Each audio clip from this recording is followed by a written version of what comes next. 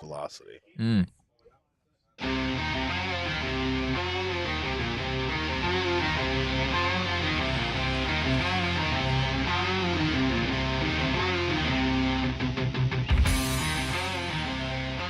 Hello and welcome in, PHNX D-backs fans. We are very excited to do our first ever watch along right here for the Team USA versus Team Japan championship game here in the World Baseball Classic. I am, of course, first, I am Derek Monty. I'm your mayor of PHNX, and you know this guy. He's my vice mayor. It's the one and only Thunderstick Jesse Friedman. You sure you're not a dinosaur today, Derek? I wear many hats today. I wear many hats. Oh, it's not just a hat. I'm a dinosaur most days. You know that, Jesse. That's fair. That's fair. Yes, this is our first ever watch along, so we are very excited for you guys to be here with us, and we have our first pitch. This is my last night rooting for Mookie Betts, so I'm gonna root hard. I'm excited for that though. Don't get a chance to do that often. Mookie Betts is a hard person to not like. That's true. I'm gonna be honest. Yep. And he starts things off with a fly ball. Yeah, you're right. I mean, but I've always he's just always been on teams that were the opposing team that I couldn't bring myself to root for. Were you a Red Sox hater back in the day? I am Derek? a Red Sox hater. I'm a staunch you Red Sox. You are a Red Sox hater. I am. Yeah. Once a Red Sox hater, always a Red Sox hater. Don't let Sean DePaz hear me say that. I think he can hear you. He's too close. Yeah. But this has been fun, man. This World Baseball Classic has been everything we asked for, and honestly, it couldn't be a better matchup here in the finals between USA and Japan. This is fun, man. This WBC, I think, has been eye-opening for a lot of people. Like, a lot of people, and honestly, myself included, like, back in 2017, I was not that well aware of the WBC and what was going on. It was kind of more of a background thing for me. But you can't really help but be completely dialed in to what's going on in all of these games. Because, I mean, it's been insanely entertaining. Yeah. Like, that game last night that got Japan to this point was one of the best baseball games that I personally have ever seen. Absolutely. But Mike Trout gets the U.S.'s first hit here with a single. Man, double. Let's go, Mike Trout.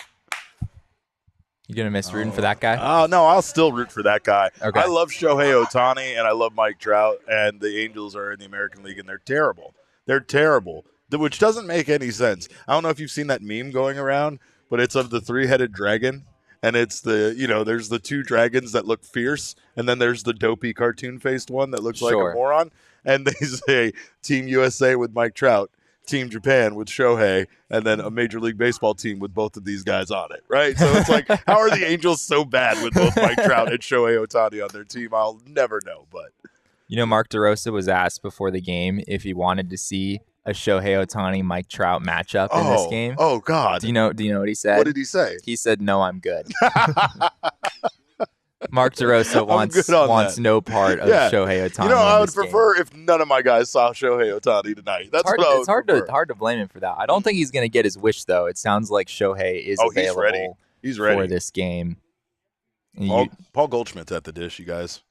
I'm just gonna touch. Derek is just going up to the TV to oddly reach out and try to sense what it was like to have Paul Goldschmidt on his team again. I just love him. I'll never stop loving him. 46 is still weird to me. That's a weird number. Isn't that odd? I don't like to see it on him. I'm trying to remember why he did that. I want to say there was a player in St. Louis that already had 44. It's eluding me who that player was. Gotcha. But knowing Goldie, he wasn't going to come in and, ask for someone else's He wasn't going to come Yeah. in and demand somebody change their number. So that sounds like a very Paul Goldschmidt thing to do. I almost feel like they would get in an argument about the guy not changing his number. That's Like the guy's like, no, probably I'm true. willing to give it up, and he'd be like, Yeah, no, I like wouldn't he ask was, you to do that. And he'd be like, absolutely. yeah, and he'd be like, no, that kind of thing. This Goldie guy's pretty good too. He's pretty good. He's got Mike Trout Still on pretty second. good at the baseball thing. But see, it was a nice pitch. It was a good pitch. I still have a hard time. I mean, I don't know. He's much better with St. Louis, I think, at times when it comes to this. I think it's maybe because he doesn't have to be the guy in St. Louis, but it felt at times like he never was he was never a huge moment kind of guy, right? Like, it's not to say that he didn't have enormous He did have games. that reputation as a Diamondback. He did. He really did. Which I understand. I mean, I went to more than a few baseball games where Paul Goldschmidt is up in like the key moment in the bottom of the ninth, and it sort of felt like he would strike out every time. I'm not gonna lie. And it's not to say that's and that Arenado lines out for what it looks like grounds out for the end of the inning. St. Louis Cardinals just can't come through with runners in scoring position. Yeah, they can't get it done. But USA gets the one hit in the inning. Now, the one thing I will say about Paul Goldschmidt in those situations was when I would watch these games, I would feel personally like it was like Paul Bunyan at the dish, and you were like gonna see that big historic moment, like those moments felt big. So again, after a while, you started to lose faith because mentally you remembered how many of those moments there were, right? But that's fair. That's not to knock Goldschmidt in any way. There were who was just on our TV. Yeah. Derek, did you see who was just on our TV? Did you see the baseball player that was just on our TV? Jesse's trying to antagonize Did you see me the MLB The Show commercial that just came up? Yeah, no, that's fine. I can't wait for that game to hit Xbox Game Pass. I'm going to play the hell out of it, and I'm going to make sure that I strike out Jazz Chisholm with Zach Gallen every single time. Gallen, by the way, made an odd comparison, Jesse. I thought it was a perfect comparison. Well, did you? He said that Merrill Kelly's name will be remembered along George Washington and Paul Revere. Correct. There you go. I mean, if you're starting the championship game for Team USA, then I mean you're basically an American hero at that point. I have no arguments for it. I really don't have any arguments, but I also think it's a bit bold. It's a bit bullish, as you would say, by Zach Gallen to predict that Merrill Kelly will become an American hero tonight.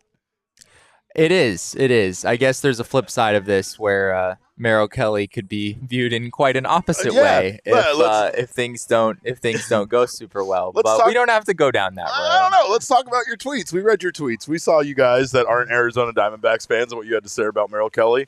I saw all of those silver medal comments and second place comments already. And Merrill Kelly is going to remember them as well. Let me tell you, if you think Zach Gallen keeps a list, you probably haven't met someone as petty as Merrill Kelly. And I'm just making that up. I don't know how petty. Merrill he's definitely a fierce competitor. We know that he wanted the ball in the Mexico game. Yes. He wanted the ball with 47,000 in the stands at Chase Field. That was the game he was really gunning for.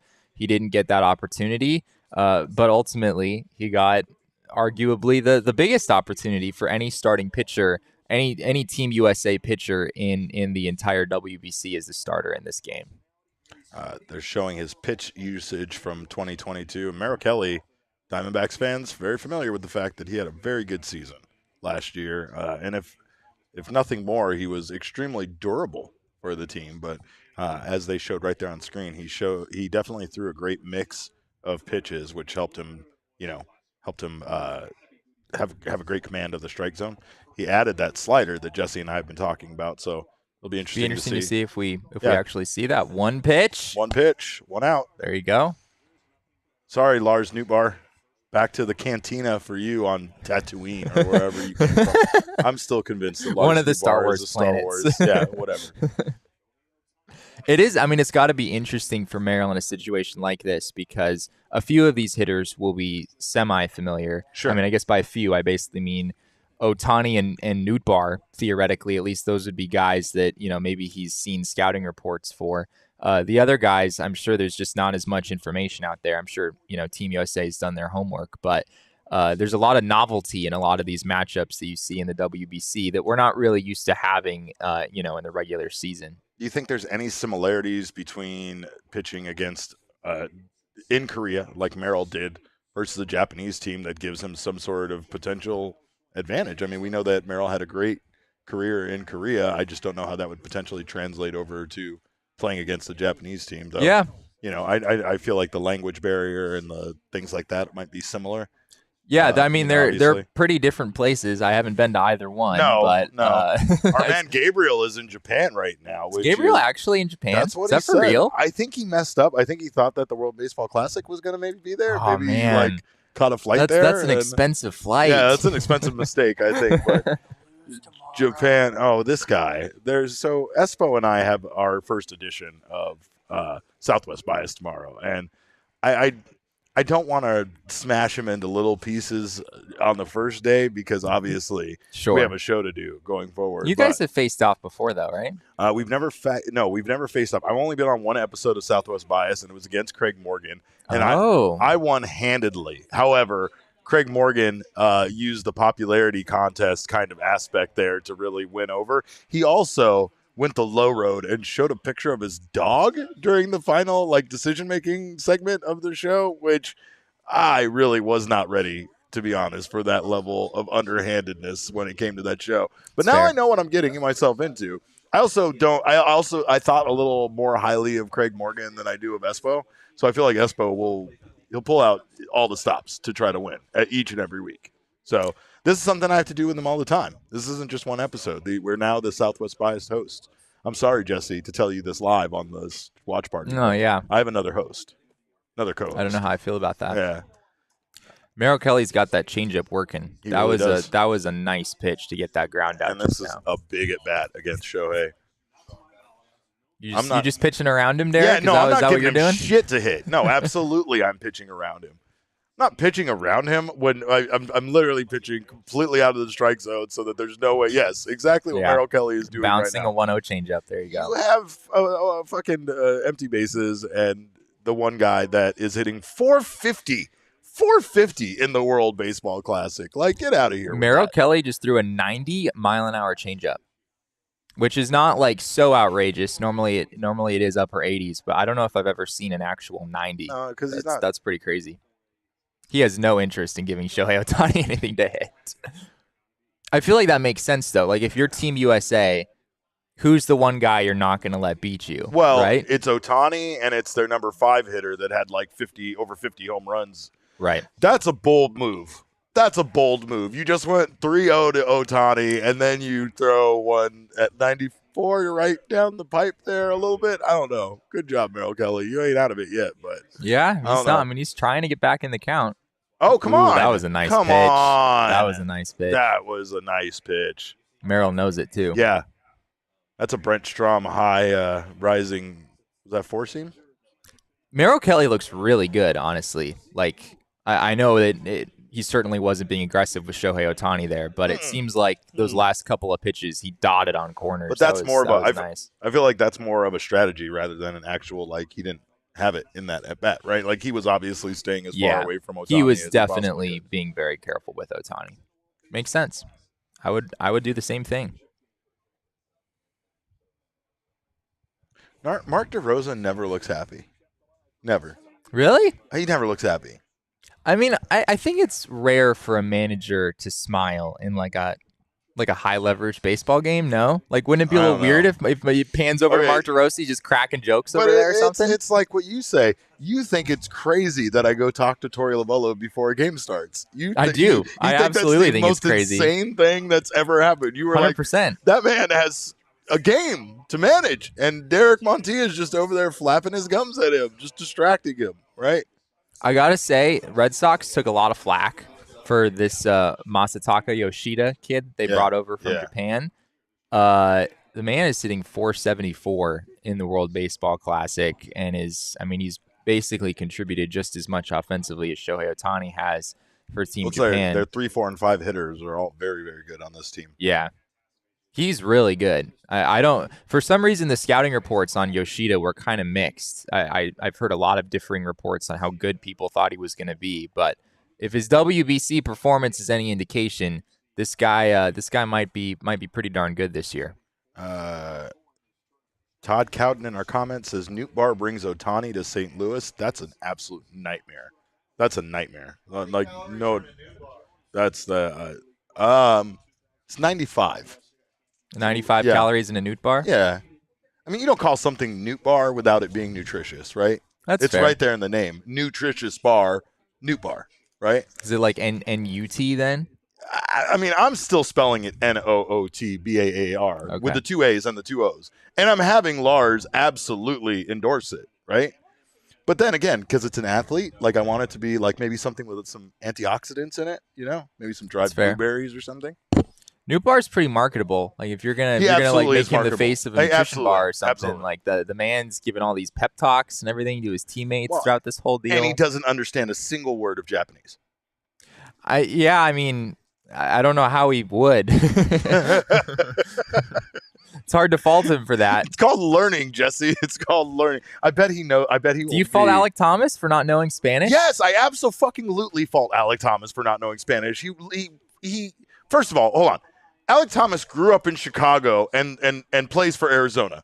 You mean to tell me that Spanish is not a valuable language to have in both of those areas of the country? I mean, Chicago is. I mean, I guess Chicago has a huge Hispanic Chicago is a very population. diverse place. That doesn't totally shock me. Right. How much Spanish do you know, Derek? I don't know. I understand more Spanish than I can speak. However, I was just telling Max before we started this, I have this odd thing where there are some songs that I've been programmed into my brain. And it's amazing how the human brain actually works when it comes to language. Because I can sing every word. Nice. Merrill Kelly gets the strikeout to end the inning. Let's go. Merrill is dotting corners. Merrill heard your fucking tweets, and he remembers what you said. No hits for Japan in the first inning. But yeah, no, back to the language thing, right? So I lived in Puerto Rico. I did my best to get by. What ages was that? I was 15, 16 years old, my sophomore year in high school. And, of course, like any kid, one of my main escapes in this world that I lived that was much more difficult to go to school, obviously, than here in Phoenix, Arizona, was music. And Mark Anthony was a huge artist in Puerto Rico at the time, and he had a big album that kind of got very popular. And this album played on the radio all the time. Like the 3 hits, the singles from the album played all the time.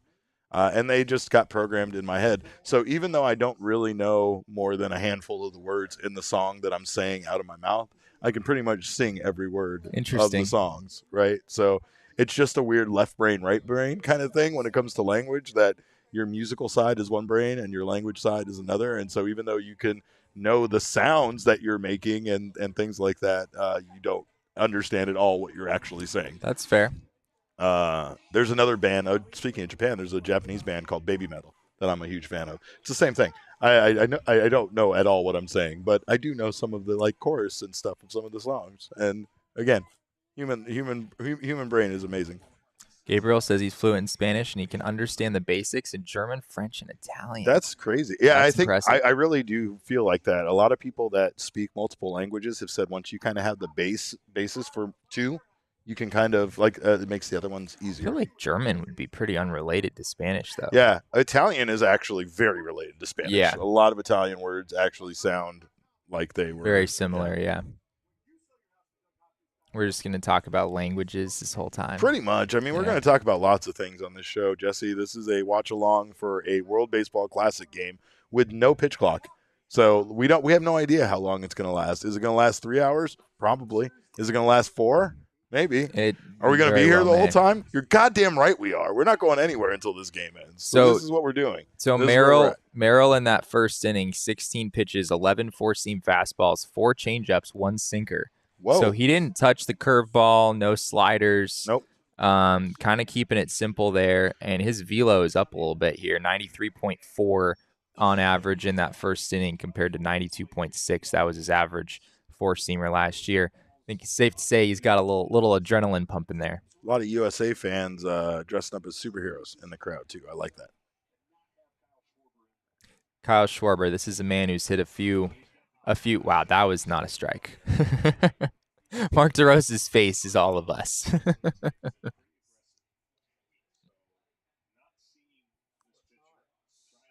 You don't usually see like a high breaking ball like that called a strike, especially. That was pretty crazy. Gabriel in the comment says, "You're right, Derek. French, Spanish, and Italian are all from a Latin root, so they're very similar. English comes from Germanic roots. Interesting. That's really similar to German. I didn't know that. I don't believe that English is that similar to German. Got the same sentence structure. Oh, no, I'm gonna carry it a little bit too far. Schwarber just poking the bat head out there. Yep. You know who's really good at that on the Arizona Diamondbacks is Gabriel Moreno. He really does a good job, it seems like, of being able to, like, really swing at stuff way out of the strike zone and get a decent, like, stab at it. Yeah, Moreno he's a tough man to strike out. Yeah. That's something that we've certainly heard and seen in spring training. I think Moreno struck out like 3 times, I want to say, in around 30 plate appearances, something like that. He is a hard man to strike out.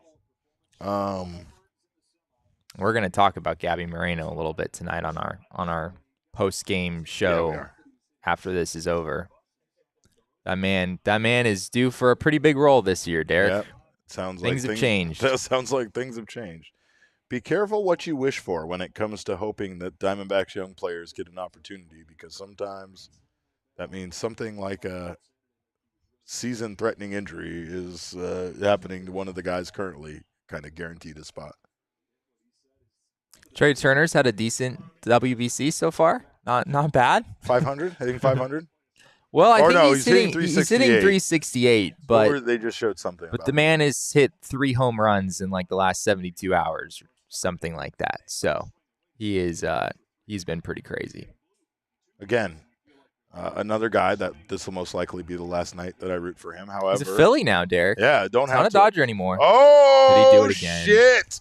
Yes, he did. Let's fucking go.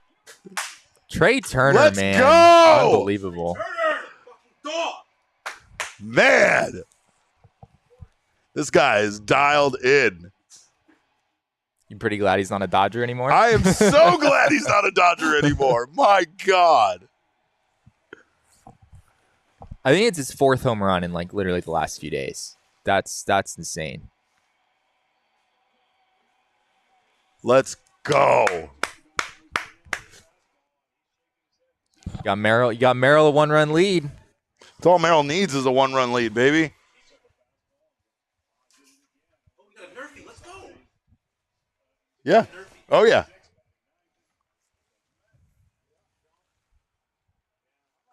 All smiles. All smiles. Mark DeRosa, turn that frown upside down.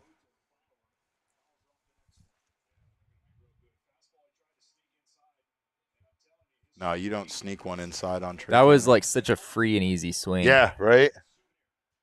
Bink. Yeah, that was like doesn't even look like he's swinging hard. There's Mark DeRosa's smile.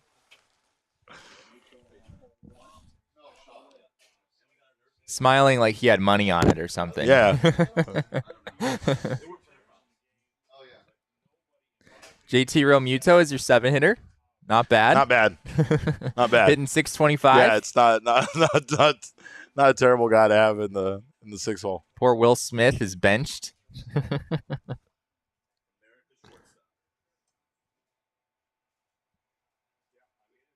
That was not a great throw back to the pitcher there. No. Well, things are falling apart. You ever notice like how good major league catchers are at doing that? Yeah. Like you never see a catcher like just randomly overthrow or something. You'd think it would happen at least once, like once every month or something like that, but it really does not. With how hard they're throwing the ball too, it seems like they're putting so much effort getting it back to the pitcher, but in reality, it's just like the easiest flick of the wrist that just goes 90 miles per hour back to him. That's why Torrey has always said he wants to use catchers. Like if he needs a position player to pitch, he's probably going to put a catcher in there because they're kind of familiar with that distance. So I still feel like if you put, some other guy, they probably could throw it, the same distance, but you can understand where Torrey's coming from on that. Yeah, Brian says it was a whole plot point in Major League 2. You're damn right. Couldn't get the ball back to So Imanaga's corn-fed mule kid. He has thrown 9 four-seamers, 6 sliders, 3 sinkers, 2 changeups, 2 curveballs. Nice. That is a Japanese pitcher for you right there. I was gonna say, that's a hell of a mix. You can't just have 3 pitches. You Yeah. can't even just have 4.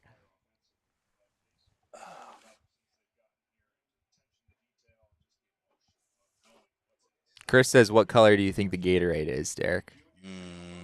It's got to be red. It's got to be red? Yeah, okay. It's got to be red. Well, I'd go blue Gatorade. Blue Gatorade's better. It's the best Gatorade, period. I never question what flavor of blue Gatorade is, even though blue isn't a very natural flavor, right? What exactly is a natural like, what do you mean by that? I mean, like, if you make orange juice out of oranges, it's orange, right? Oh, fair enough. Right. Fair enough. Right. Is orange juice not yellow, though? I mean, it can't. It's not really orange, for being totally honest here. Yeah, you're right. But then apple juice is red. No, it isn't. Or no, is orange. That's what I'm trying to say. What? What? That'd be some really jacked up apple juice. Man. That would not be good.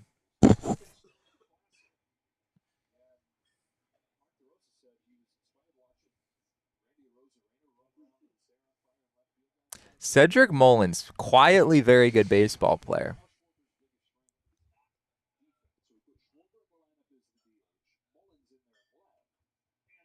Well, and if USA has any chance in winning this, they're going to have to do it offensively. I don't think that they're going to be able to hold Japan for very long at the dish, right? So it's like you got to keep pouring it on, which is something that they're capable of doing. But we've also kind of seen them.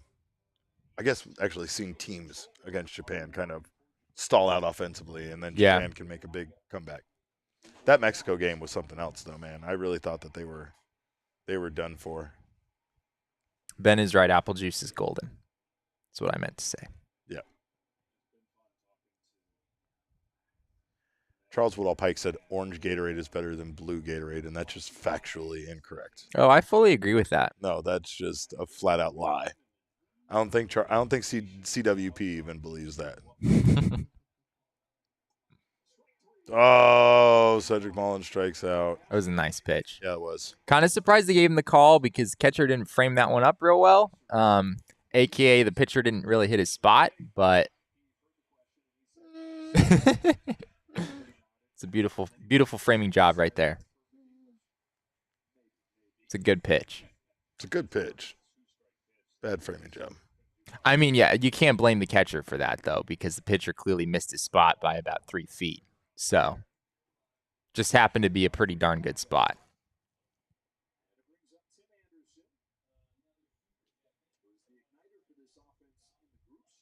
That curveball didn't break.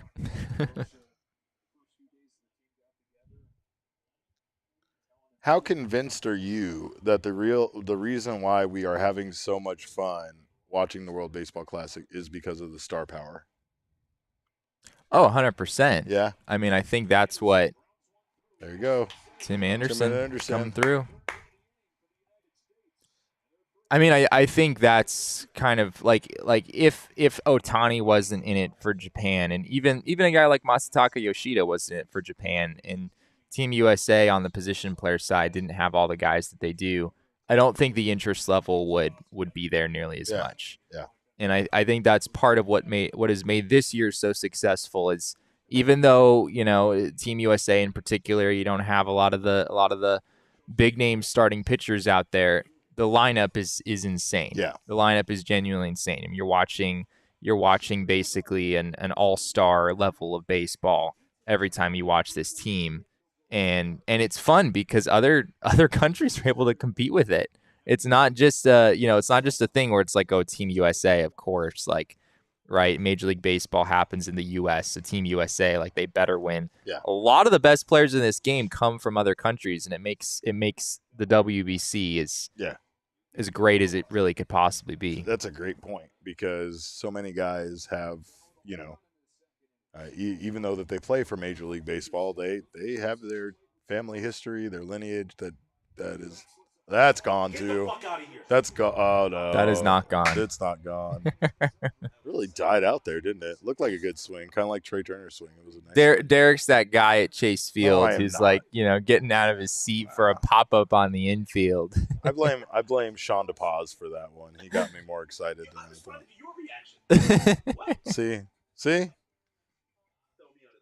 I know. It's both of us. We fed off each other. I fed off of you. But it's your fault. It's your fault. Okay. No, that's the funny part about the press box at Chase Field is for some reason the view in the press box at Chase Field is so perfect. It really is perfection. And yeah, I don't know if I would say it's perfection. I love it. Well, my point being is that like typically in an at bat, you can see fairly well what's happening with that ball. Like, yeah, even if in the crowd you can't, it doesn't look like it, or it looks like it might be going from a home run or something like that. It's fairly apparent when you're in the press box what exactly is going on with that. Also, having watched like several hundred games in that ballpark definitely helps. You kind of figure out at a certain point what a home run looks like, what a pop up looks like. I feel like Dodgers fans have a reputation for being really bad at that. Yeah, at least that's like something people say. That's what I was thinking too. I don't know how much truth there is to that. Like, I feel like every fan base is pretty liable to getting up on their feet for lazy flyouts. But here's what I'll say is kind of like what just happened with me and Sean. I think it's legitimately the fact that Chase Field gets so packed with Dodgers fans that they kind of like that. It's a loud crack off the bat. The ball flies. Like one person stands up, is like, yeah, and then everybody's like, yeah, me too, yeah.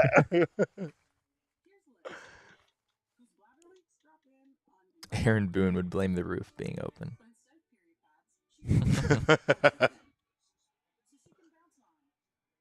Roof would be closed in this one, as it's been for every WBC game, no matter the facility, which is very sad here in Arizona because at least for some of those games, it's a golden opportunity to open up the panels in the roof and get the full Chase Field experience. But fortunately, they weren't able to do that.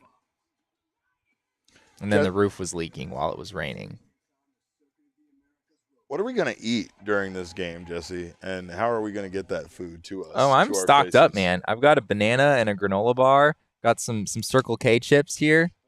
I'm set. I got Blue Sharks. That's what I got. You got Blue Sharks? All right. Tossed to me just now. It's good for 3 hours, right? No. Actually, no. Yeah, you can. There you go. My Blue Shark swimming.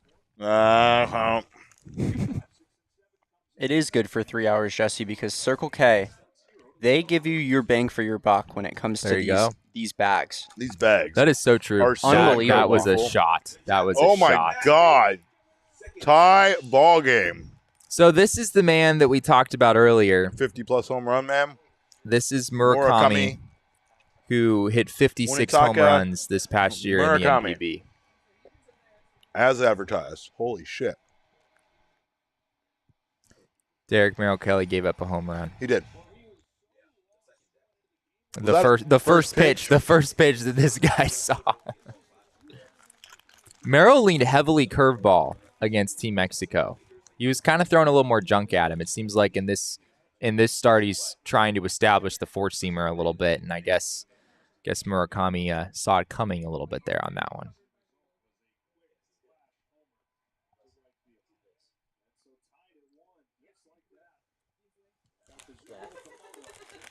Gabriel Ferrer says 7-Elevens in Japan are elite, and I bet they are. I bet the selection of Kit Kats in a 7-Eleven in Japan is all right, incredible. Derek. All right, guess the exit velo of Murakami's home run. 109 miles an hour.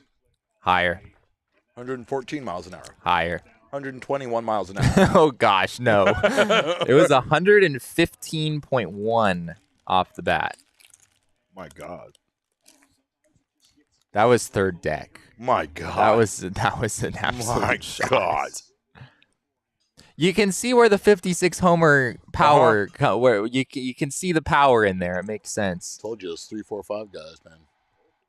Wasn't a bad pitch. That was a really nice swing. How long is Merrill Kelly's leash? I don't know.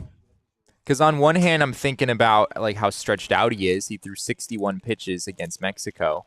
So theoretically, he could give them some length. But when you're in a championship elimination game, you're not necessarily thinking of, stretching out your starter as long as you possibly can. You're trying to win this game at all costs. So I think they'd take Merrill Kelly out in the second inning if they had to, but hopefully it doesn't come to that. Clutch Connect says, imagine Murakami on the Rockies at Coors Field. Oh, my God. Yeah, that would be wild. If he ever comes over to the U.S., they need to – the Rockies got to be all over that.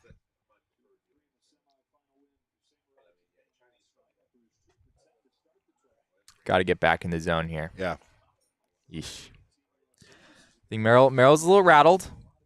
Starting to not hit those corners like he was earlier.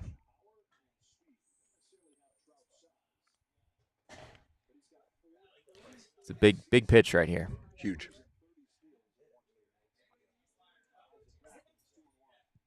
Was ball 3, but you'll take it. Same spot. Yeah. Same spot that he just threw the last one, too.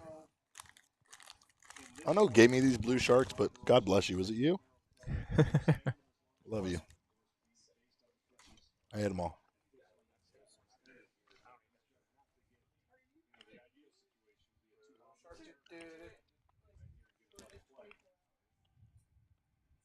Oof.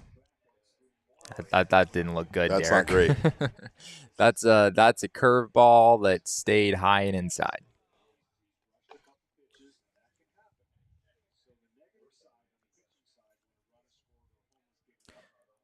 This is Tetsudo Yamada. Played for the Yakult Swallows last year and was a teammate of one Scott McGuff. Hey. Arizona Diamondbacks reliever. Potential closer. He hit 243 last year with a 790 OPS. Not just when the lineup thins out a little bit. It was a nice pitch.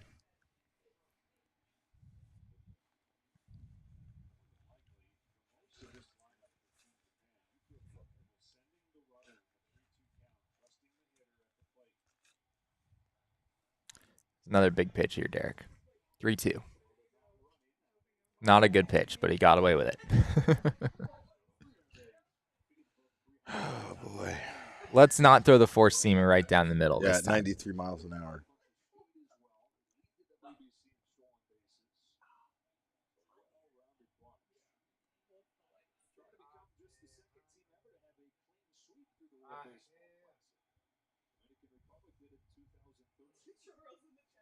Not only do I like Japan's jersey design, but I really like the fact that it looks like it's like very airy and light.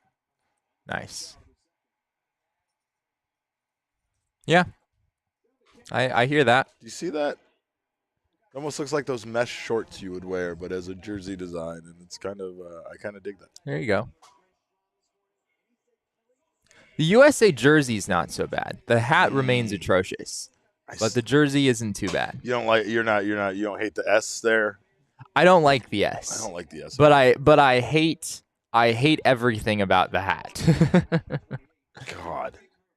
Except for the WBC logo in the back. That's the best part. Why does it have fucking multiple stars? Was one star not good enough? Like, God, that part about it looks like someone just fucked up making it. Like, I hate it. And it's been their logo for entirely too long without redesign. Like, it's definitely not a good logo that's worth keeping. Oof.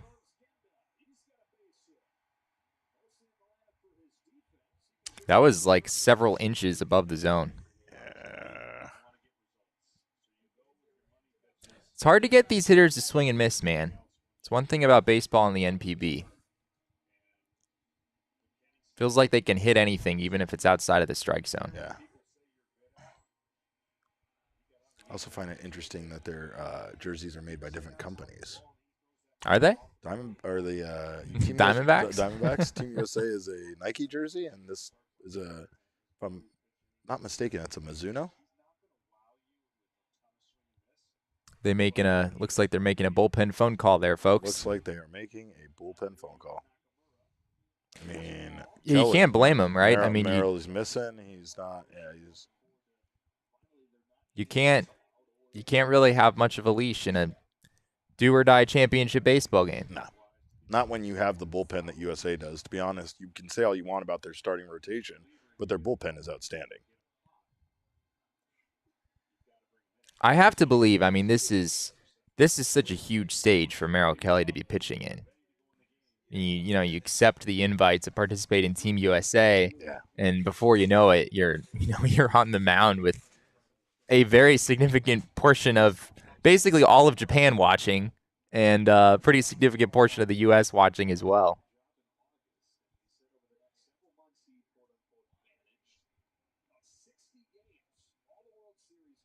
Did you see that Mexico-Japan game last night? According to a tweet from, I think this was Barstool's baseball account, they said approximately 93.6% of TVs in Japan were tuned in to Mexico versus Japan. Wow. So what is this one? Is it just straight 100%? Yeah, I feel like it. Every working television in Japan is watching Merrill Kelly pitch right now. Calm down, Jesse. Stop adding pressure onto his start right now. Okay? He can hear you. He can't hear me, Derek. He can feel your energy.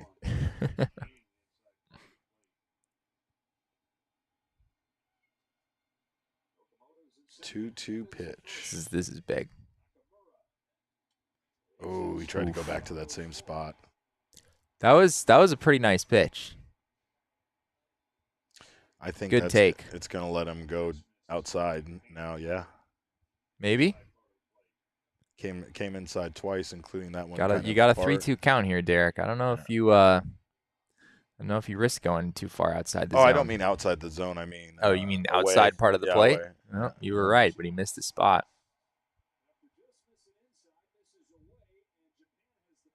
Bases loaded. This is not great.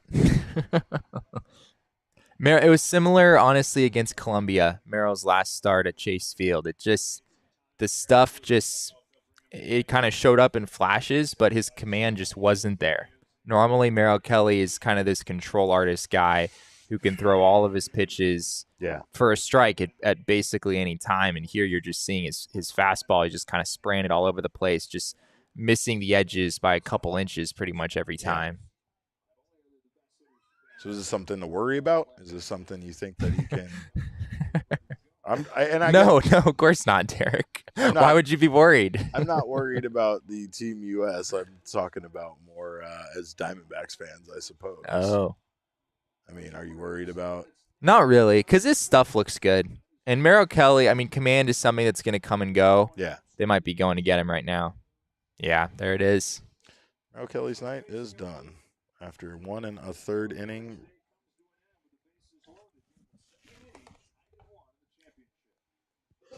You really got to feel for the guy. I mean, that Merrill kills him right now. Merrill wanted the ball in this situation. He wanted that big spotlight, and my God. And to come in and just not have your best stuff really sucks. But it's like you said, if this was a Major League Baseball team in this position, they would not be pulling Merrill Kelly out at this point. Merrill Kelly would have to.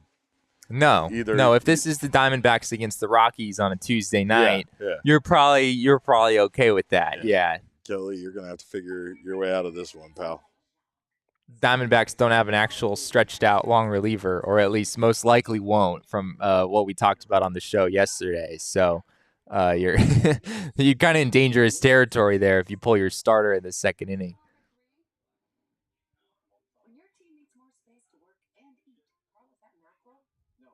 Still crazy though that Merrill, you just have to love just his story and his journey to get to this point, right? I mean, pitching in, going through the Tampa Bay Rays situation, kind of being in sort of an up and down guy for them, trying to break into their starting rotation. They basically said they didn't have a spot for him. He picks up and goes to Korea and pitches there for 4 years. Has himself quite a career in Korea. Kind of reinvents himself a little bit. Changed his delivery a little bit, comes back, and the Diamondbacks are fortunate enough to get him. And over the last few years, I mean, relative to the investment that the Diamondbacks made in Merrill Kelly, they have gotten their money's worth and then some. Especially with the extension that he signed at the beginning of last year, it's honestly crazy the value the Diamondbacks have in Merrill Kelly right now. Even if he's not a 3.37 ERA guy again, I mean you're paying him. I want to say it's about $7 million this year. That's still really good for a guy who's a mid rotation type starter. Coming off a 200 inning season, but got to feel for him here, having to come off early in this big moment. Hopefully the bullpen can pick him up and get him out of this inning without allowing too many of these runs to score. Right now, 1 out with the bases loaded in the bottom of the second. Ben in the chat says, to be fair, there's people in the U.S. who hate football who watch the Super Bowl. But yeah, 100% is not possible as far as 100% of the people watching the game, and that's fair. Yeah, I mean, a perfect 100% is probably just about impossible. I mean, what was the tweet that over 90% of Japanese households? 93.6. Yeah, that's about as close to 100%, I think, as you can get. As you could realistically get, yeah. Everybody that cared about watching that team was probably watching that game. So it's probably a similar percentage for this game. Yeah, like if you have an interest in Team Japan, you were going to be watching yesterday and you're going to be watching this game. But Ben, comparing it to the Super Bowl is a great point because I don't feel like we in the United States think about this game the same way as maybe they do in Japan when it comes to it being that big of a deal as far as a sporting event. And honestly, like Japanese people revere baseball, I can't think in a different way. I mean, I know you're going to hate this comparison. Interesting strike call there. Yeah, quite the interesting strike call. I know you're going to hate this, but Japanese people love pro wrestling. And here we go. The thing about it is that they actually love it and respect it in a completely different way than you would imagine, right? Because you, with the limited knowledge you have of pro wrestling, I imagine, think of wrestling fans as like screaming. I don't have a limited knowledge of pro wrestling anymore, Derek. I hang around you all the time. No, you're right. I know that pro wrestling is now scripted. I've learned that. That was a big lesson. And I didn't even teach you that one, which really bothers me that I didn't. And I felt like I dropped the ball. I was embarrassed as. Have you ever seen a guy swinging a pitch that far inside?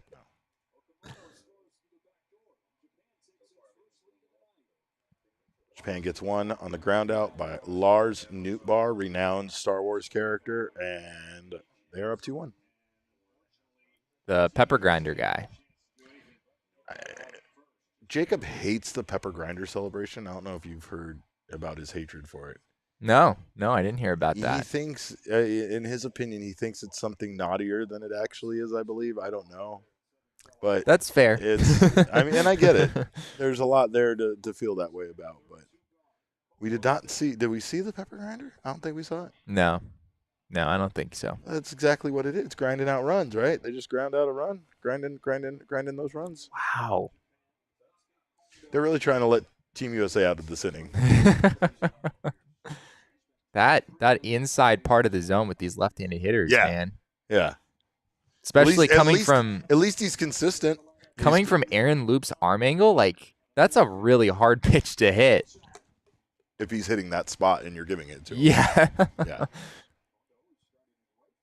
Yeah, it's like it basically looks like it's going to hit you coming out of his hand. Correct. But it's a strike. So you try to pull your hands and knuckles in so that you don't. You just got to back up in the box, man. Yeah, you don't get plunked. Yeah. But then he's throwing he's throwing that slider outside, so he's also, Lube is crafty, man. Like he's only throwing 90, but yeah. Well, it's what we expected to see out of Merrill, right? Like we expected Merrill to use some strategy there. We know he has good stuff, but not great stuff. We know he's not going to overpower anybody, but we know he has a nice selection of pitches, and we know he can hit the zone. And it's that hitting the zone part that really did not work out for him tonight. Oh, man, if that would have been fair, both of those runs would have scored. Kensuke Kondo at the dish right now. 302, 418, 462. That was the slash line last year. Gilbert in the comments is bringing up Kenny Omega. Kenny Omega is a tremendous human being.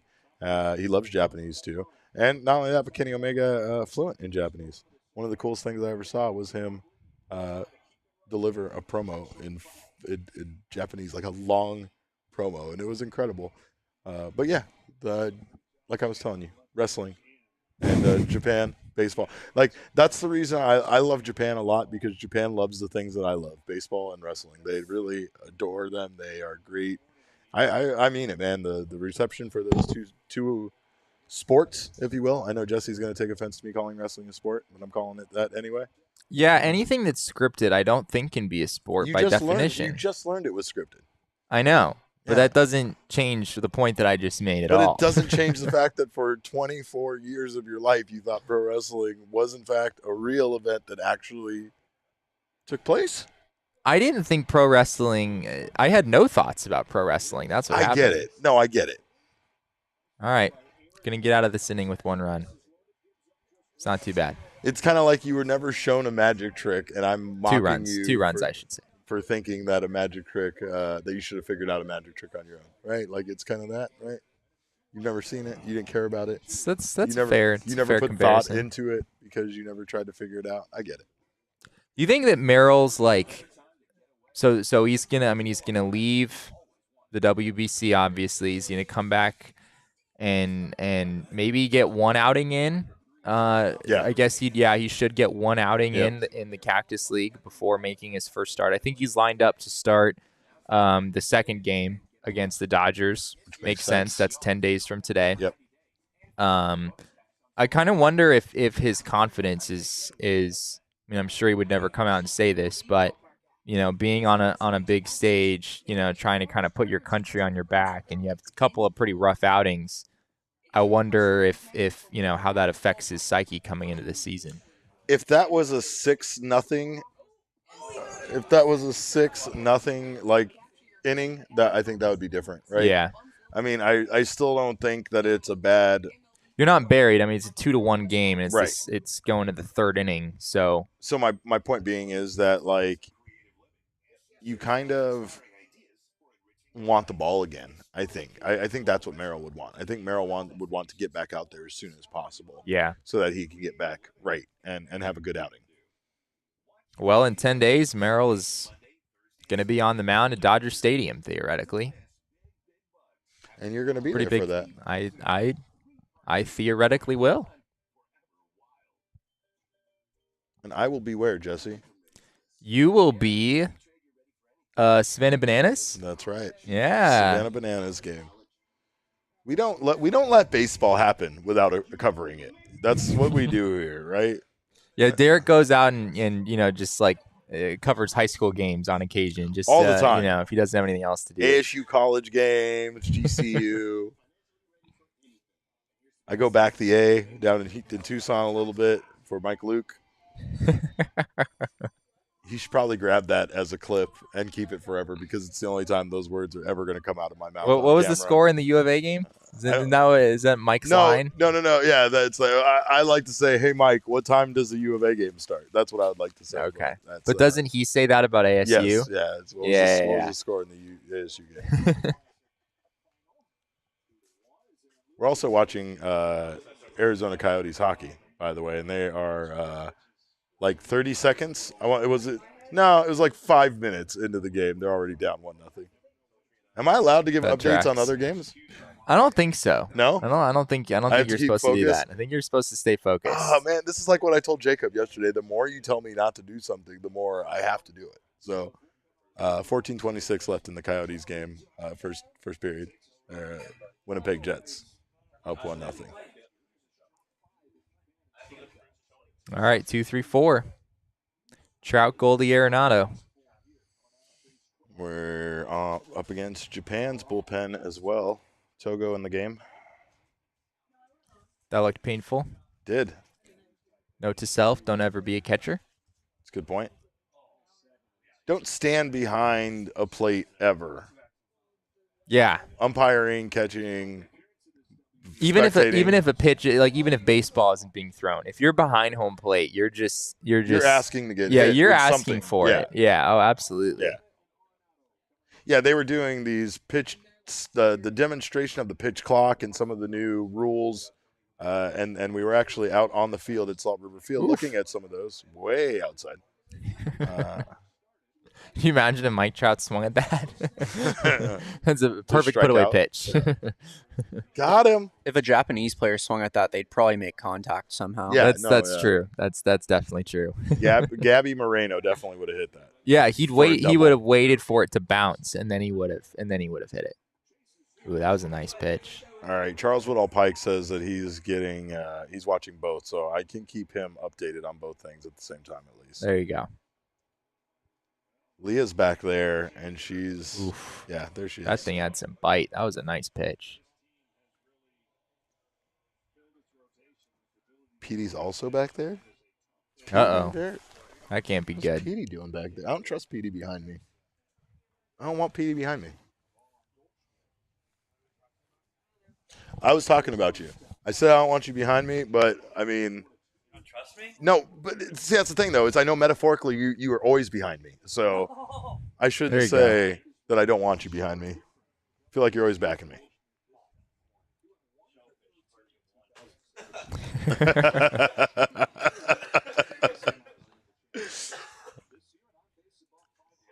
Oh, he hit that a mile in the air. Were you about to say that was a home run? I was not. Were you? Is that what you? No. I don't know. I don't know if I believe that. No. I knew that. Jesse, he uppercutted it like that. Like, yeah, no. There's no. Good save, Derek. I don't like you questioning whether the fuck I know if it's a home run or not. God damn it.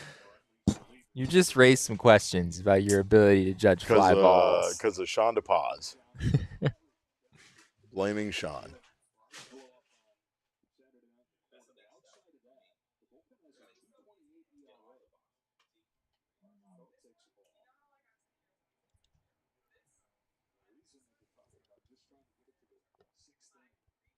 Arenado was good last year. I mean, he's good every year, but people forget like how close the MVP battle between him and Goldie really could have been in some ways. I think in terms of WAR, they were basically identical. Pretty much 7.3, something like that. Just insane. Having both of those guys on the same team, not bad. Not bad, not terrible for St. Louis.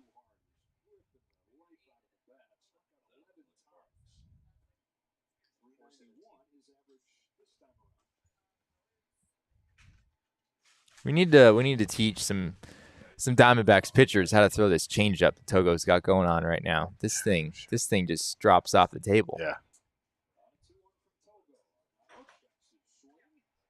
Oh. Whew. That was close.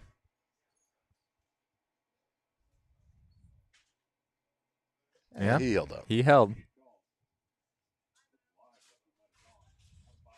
No. Come on.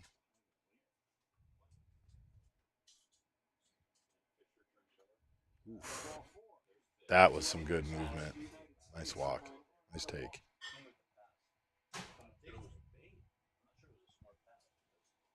Little 2-out base runner. Schwarber to the plate.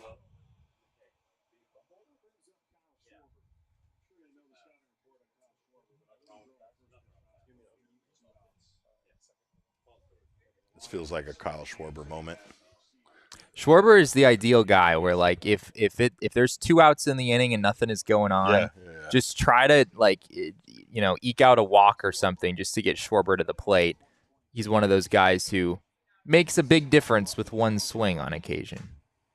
Let's see if I can come all the way over here with you guys. Let's go. What's up, man? All right, so you just got an email, and it'll have 7 different games for you to choose from for our takeovers this season. Oh, so take a look. Let's go. Let me know what you Breaking guys think. news. Tell me what you guys think. We're going to try and pick 4 or 5 games for the year.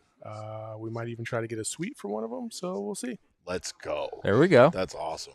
And go America. Yeah. Go America. USA. USA. That's incredible. I'm excited for takeovers. What do you think? I think it'll be great. We did a couple of them last year. Got a little taste of it. I think these are going to be a bit bigger, a bit more organized. Maybe we'll get everybody in the same area for sure. I know we met at the Four Peaks Brewing Company spot there, and that was fun. Gabriel, Mark Solaire, great stuff. Great to see you guys. But yes, Brett's right. I mean, Saul is the MVP right now. And yeah, a suite. He said a suite. It's going to be a substantially Did I black out there? revamped experience from last year. That's all I can say for sure at this point.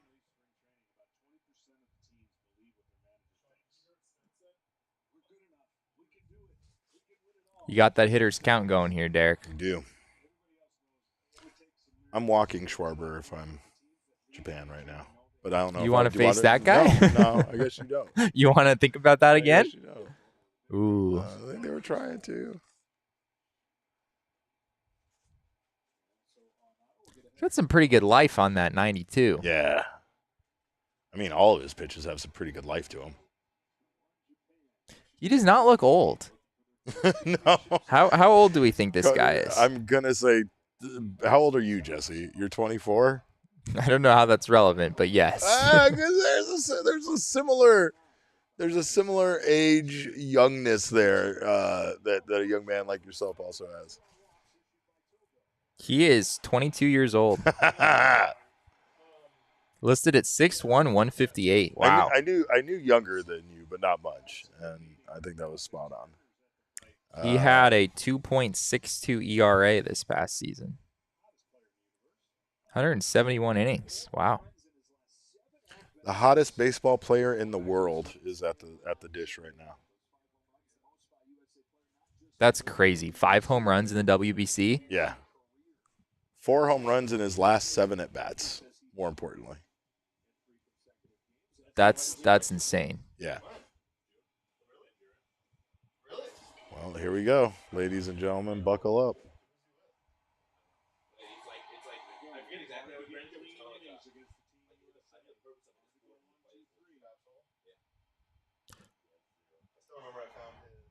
I mean, I guess you got a base. You don't have to pitch to him necessarily, but yeah, that's a great point. Are you walking the bases loaded at this point with this guy at the dish? Seriously? No. Nah. You gotta face him. Lineup's too stacked, man. JT Realmuto's on deck. I don't know though, man. Man sitting like 700 in the WBC. Oof. Oh no. There's no universe in which that pitch was on purpose. Correct. Even if you're trying to pitch around him, you're not going to try to make it that hard on your catcher. Yeah.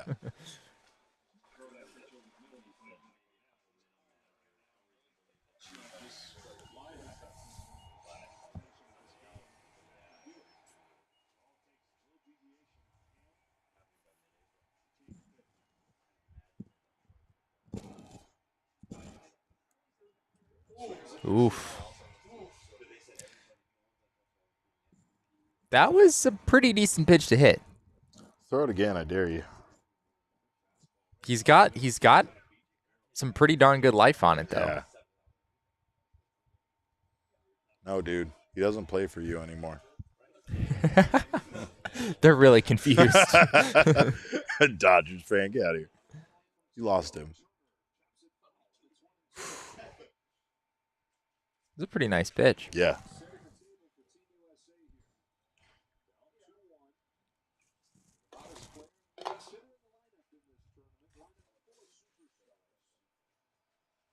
Imagine being a Phillies fan. Like, you just signed this guy to that massive contract, and he's doing this in the WBC. Yeah. You're like, oh, yeah. Feel pretty good about that right about now. It's kind of like Corbin Carroll hitting all these doubles and triples to lead off games. It's been a lot of fun to watch. It feels good that they just extended him. Oh, nice pitch. Oh, my God. He took something off of that. That Togo kid, man. Yeah. I'm pretty impressed. Going through 2, 3, 4, 5, 6 in this lineup. That's a tough job. All right, Jesse, hold the fort down. I'll hold be the right fort back. down. Yeah. All right. Yeah. Why don't yeah. tag Sean will step in here.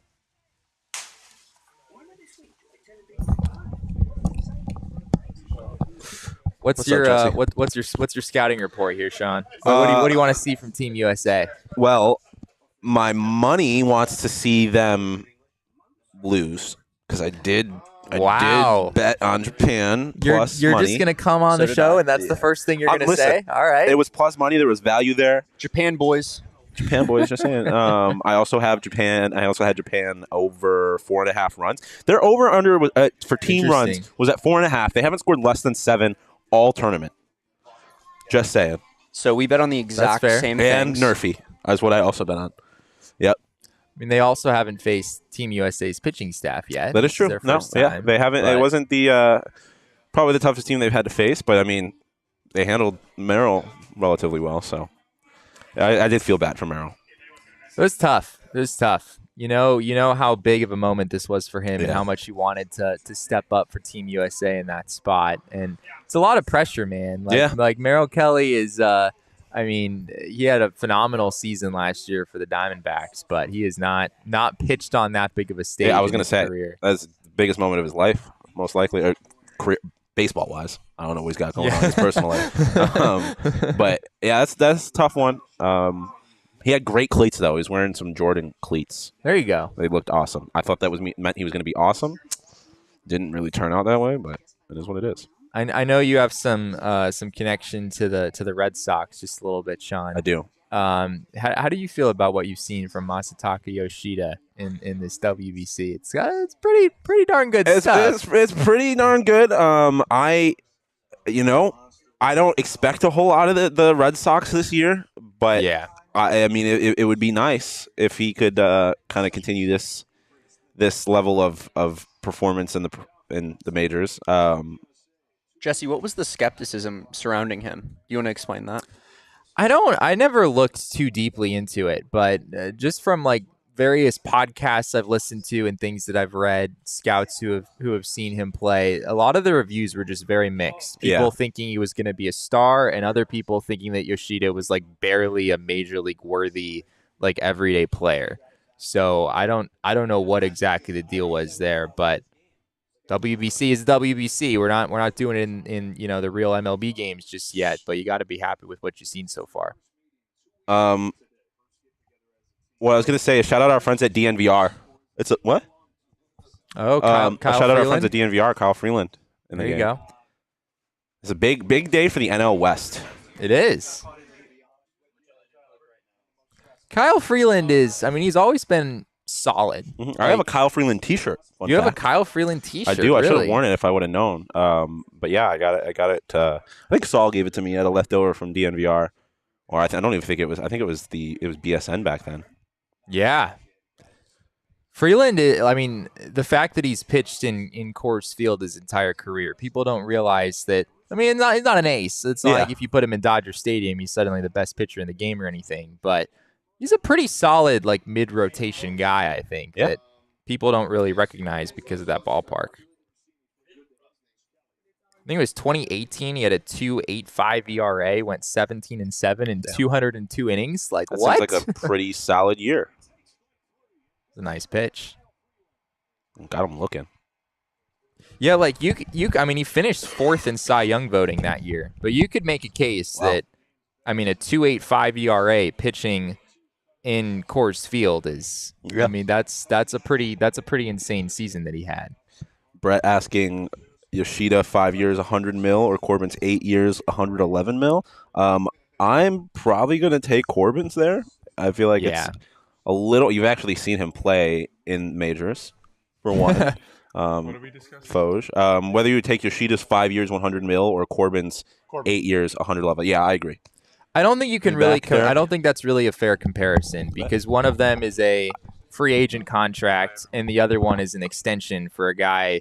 The Diamondbacks already had Corbin Carroll for 6 years, so it's really, you could think of the Corbin Carroll contract as being a 2-year, $56 million contract with a $28 million team option for the third year. Yeah. Because the 6 years they already had, they basically just bought out those 6 years and decided what they were going to pay. And the number they decided is relatively high. The D-backs are paying a lot for those 6 years. And do you remember the last time the Red Sox gave a international player a massive contract? What happened?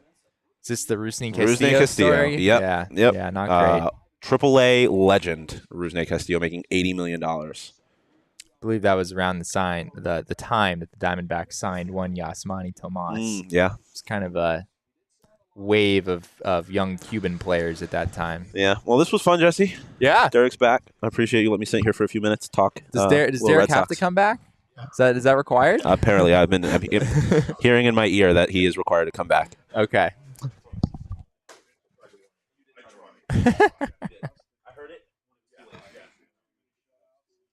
Derek has returned.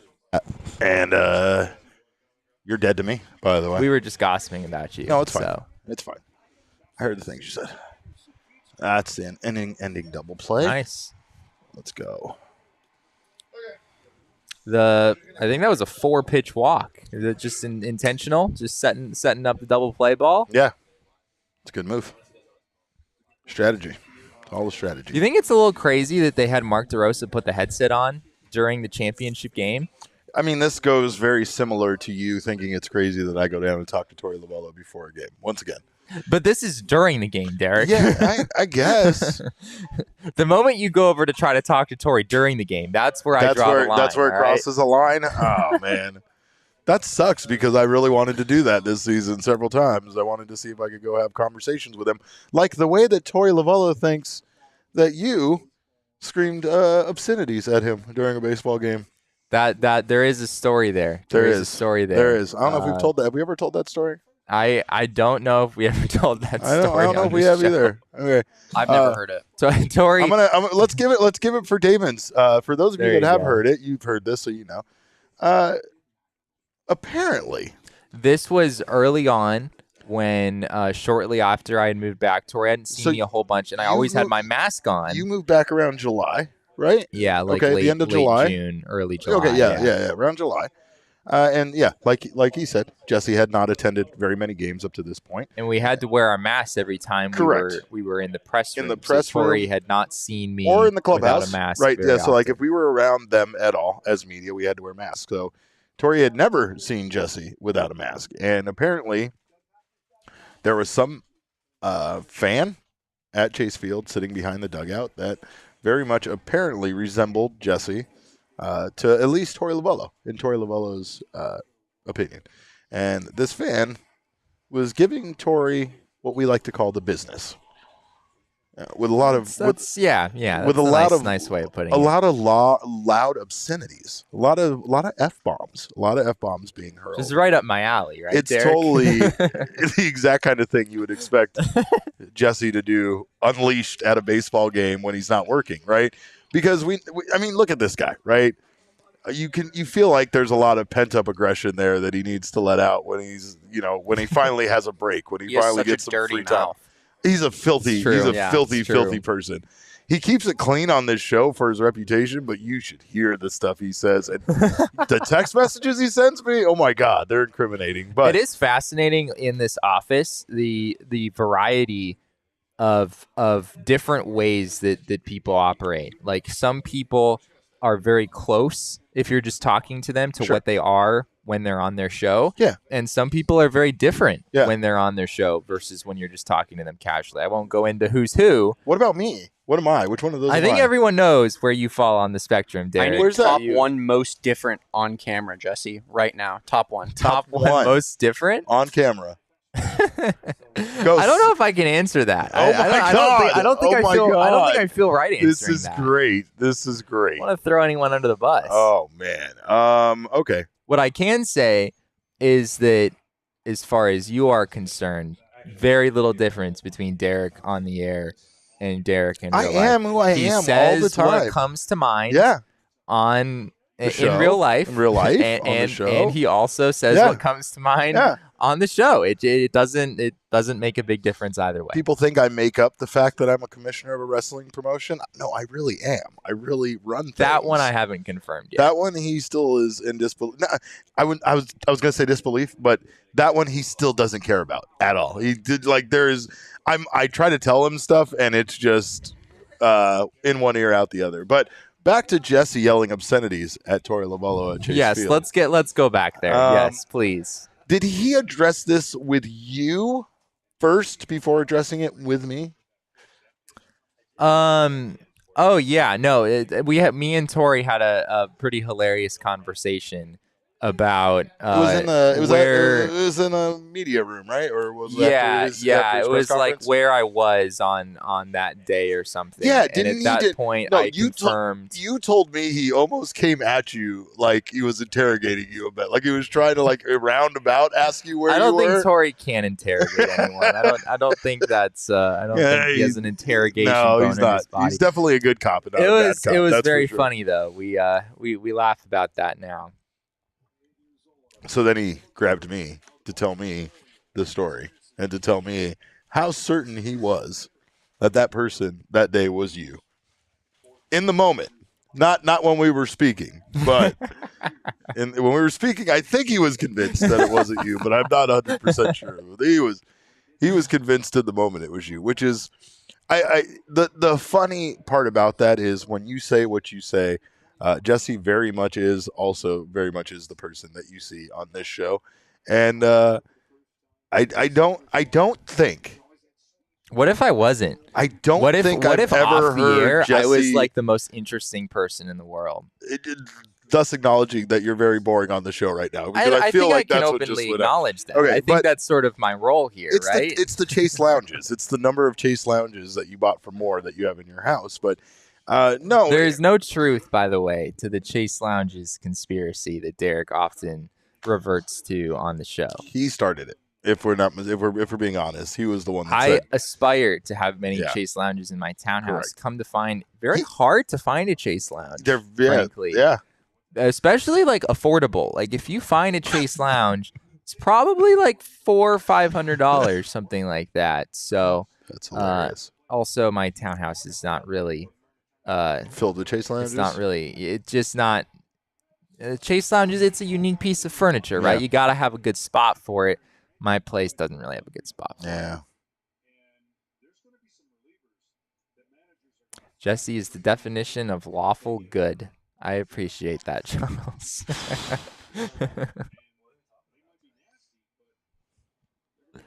Does that make me the definition of chaotic evil? I don't know. I think that's exactly what that means. That's nice. It's a nice piece of hitting right there. Just carried a little too much. A little too much. Could you imagine if Jesse on the show was just like all baseball all the time, didn't know any pop culture references, and then off the show he has like 35 hobbies and he's just a completely different guy? Well, I have hobbies. I just have no pop culture knowledge. That part of it is real. The truth is he has a pop culture knowledge and podcast. Hobbies are not mutually exclusive. I want to make that clear. I don't know.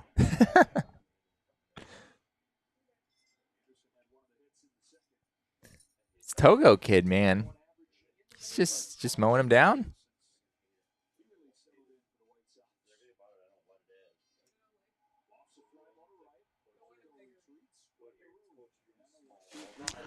That is a quick 1-2-3 inning right there. Yes.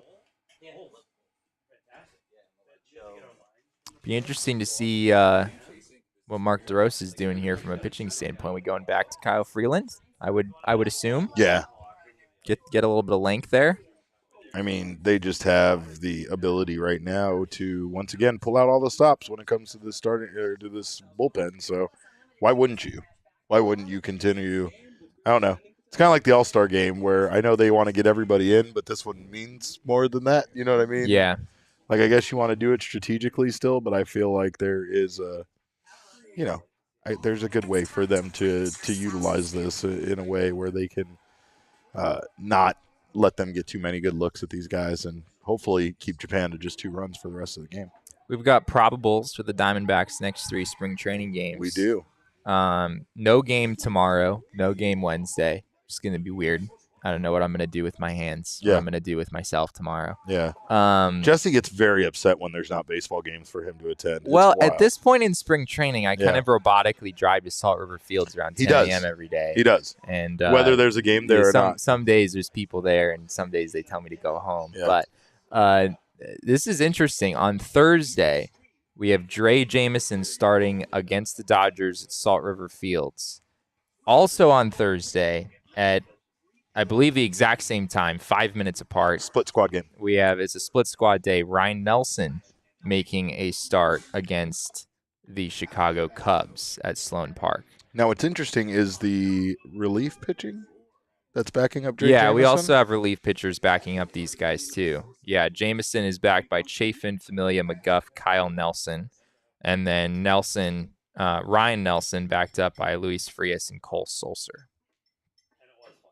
So it'll be interesting. These two guys going at it at the same time on Thursday. So that's going to be a big day. And then Friday is not only my birthday, where I become even older than I am now, but it's also Galentine's Day once again. It is. Zach Gallen. And it's the PHNX Tea Party. That's right. A lot of fun stuff going on big that day. A lot of fun stuff. Yeah, Gallen on Friday backed up by Mantiply, Carlos Vargas, and Ryan Hendricks. So, yeah, that Thursday will be interesting, though. Kyle Freeland back on the mound. We might see Jameson and Nelson pitch again, but I think it would have to be on for the exhibition games, I think, that they do at Chase Field. I don't know if they would want to use those. So this might, I would say fairly likely maybe that these outings on Thursday are going to decide what happens. That doesn't look good. Yikes. Akamoto, solo home run. Is that the first pitch? No. Not the first pitch? It was not the first pitch. No. Okay. I was going to say, almost very similar thing happened to Merrill, where nice clean inning and then comes back for a second inning. First pitch is way up in the seats. That one wasn't 115 off the bat, though, I don't think. No, it was not, but it was still a pretty damn shot. well-hit shot. 103.1 off the bat. It dinged.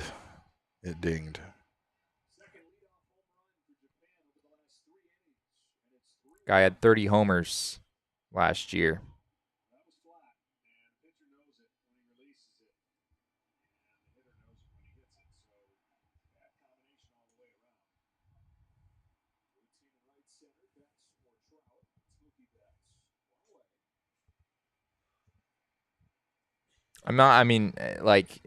This guy, certainly one of the better hitters, over in Japan for sure, Akamoto. But, you look at the Team USA lineup, and it's like, you feel like you should have the advantage, right? With the lineup that Team USA is thrown out there. Akamoto had an 805 OPS last year in Japan, which is good. It's respectable. Very good baseball player. Here's what I think, though. I think the idea there is that baseball in Japan is as competitive as it is in the United States, and they have very, very good baseball players. It's very competitive. I wouldn't say that it's the same level of competition necessarily.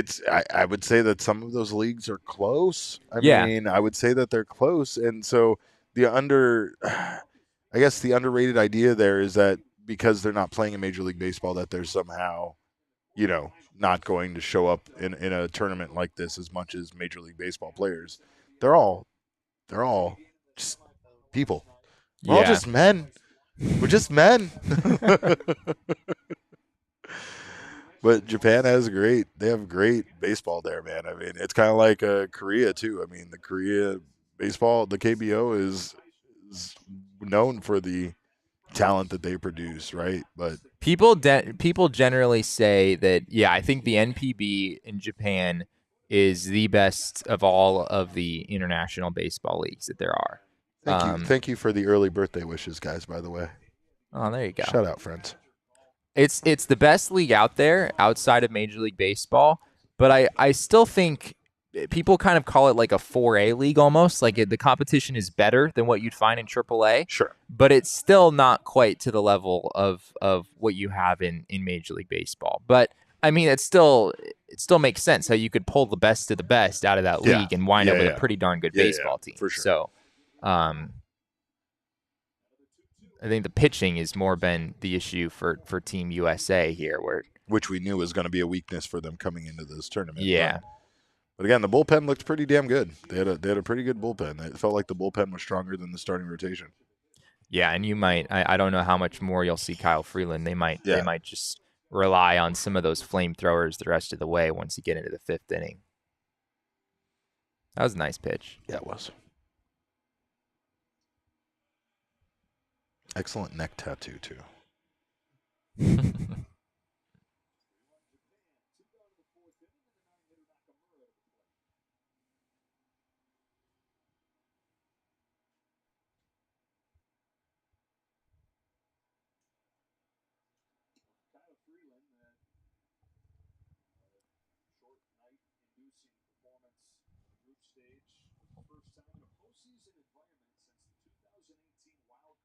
You pulling Freeland?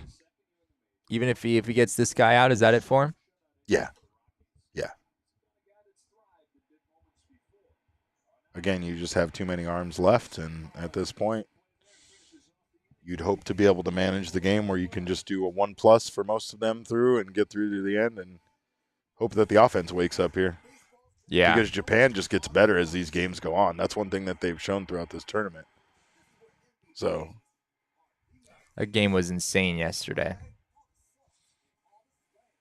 But like the blowouts, they, you know what I mean? Like at one point were relatively close and they just kept piling on, right? Yeah. I will say that USA has been, they've had their fair share of showing up offensively, but it's wild to me with that lineup that they're not putting up like 10 runs every single game. You know what I mean? Like it's just wild. It's baseball though, you know?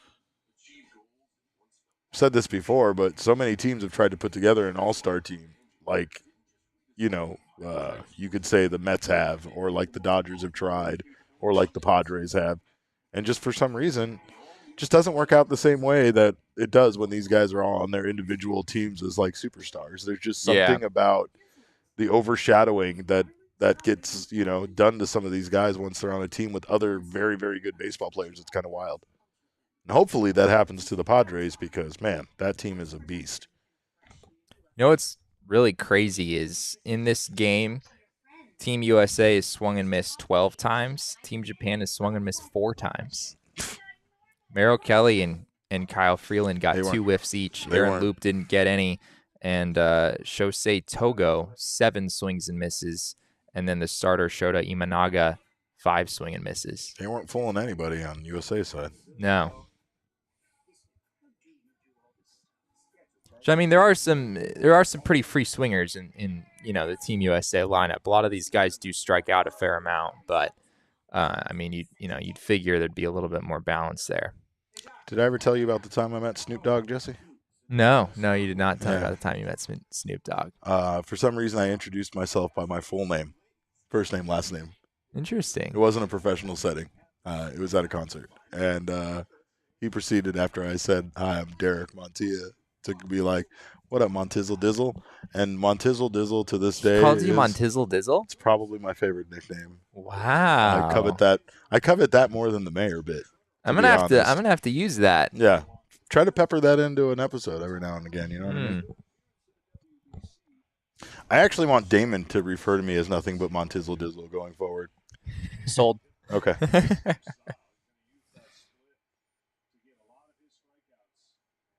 Hiroto Takahashi.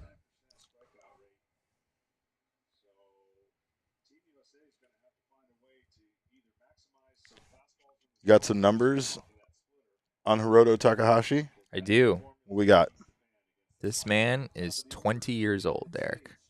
My God, they have some young baseball players on this team, Japan. Pretty darn good numbers last year. 2 point in his. What? What? Do you believe that? I do not believe that. They have replay. No. And I think they're going to. Yeah, no, review that. Yeah. Absolutely not. Come on. I'm pretty sure he was safe. I know I'm very far away from this play, but he was. Show it from a different angle. I need a different angle. I need a different angle. Where is there's the ball? There's the ball. There's the foot on the bag. He's safe. He's safe. Let's go, DeRosa. It was close, but yeah, he's definitely safe. That shouldn't take long.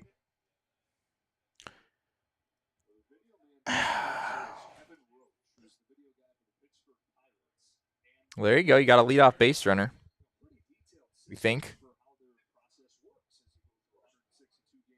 I was saying, though, Takahashi last year.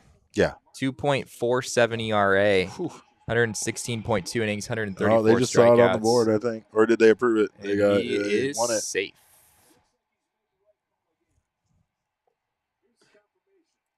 Safe. There we go. Safe. It's big. They needed that. They need some base runners. It really irritates me how in the NBA you've only got one challenge, whether you're right or not. Doesn't that just seem like kind of messed up? Yeah. Yeah. Like if the refs make 2 mistakes against you in a game, you're just Tough helpless. shit. Yeah. Like, yeah. You can Like, correct one of them, but not both. If you are wrong, you should continue to keep your challenges the entire game and be able to use. The only time I think that you shouldn't is when you're late in the game, maybe. And then the challenge should still come like it does in football from the booth or something of some sort, right? Like, don't be afraid to challenge it. I don't understand what the idea there is. That I think the problem there, NBA refs suck. We know they suck, and they don't want to be proved constantly that they suck. That's what I think. Because if you let a team, probably some truth to that. If you let a team keep their challenge, if they won it, and they continue to challenge a particular ref's calls throughout the night and continue to win it time after time, how does that not just completely make that ref's judgment look terrible and like they're unable to do their job? You sending Mookie here with Mike Trout at the plate? Probably not. I'm gonna say no.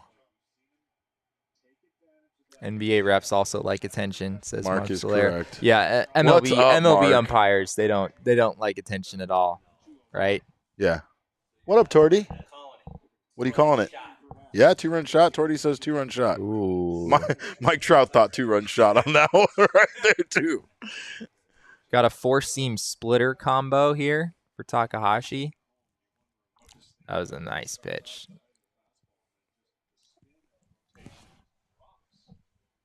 The splitter might be my favorite secondary pitch. Why? Why is that?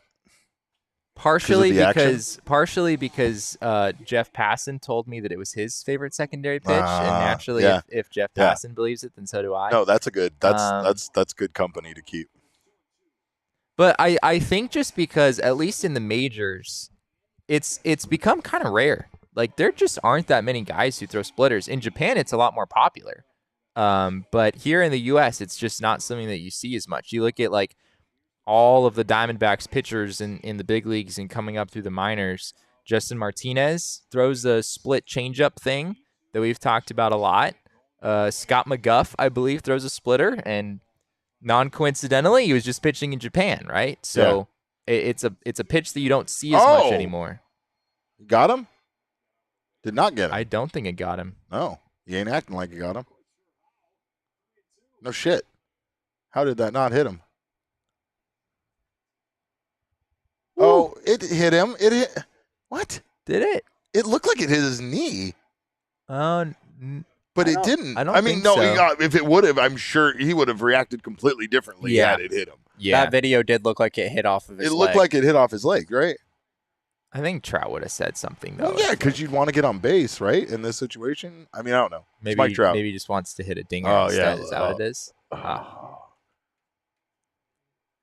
He looks like a cartoon baseball character, like something in a comic book. You know, he's the perfect baseball man.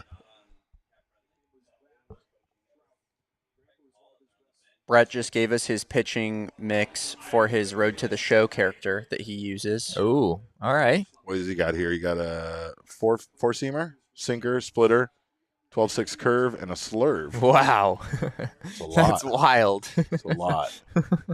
I like the slider myself as a secondary pitch. That's my probably favorite. Isn't the slider getting a little boring at this point, though? No. That was a good pitch. That was a great pitch. I feel like that I'm a little over the slider. Is that a crazy thing for me to say, Derek? It feels like there are so many relievers in particular. It's not how many four-seam fashion from the 1990s. It doesn't fall out of fashion. How many fastball slider guys do we see come out of big league teams' bullpens? It's like at a certain point, it's like, all right, maybe try throwing a curveball or something. Like mix it up a little bit, right? I mean, granted, there's a reason they do it. It works. Yeah.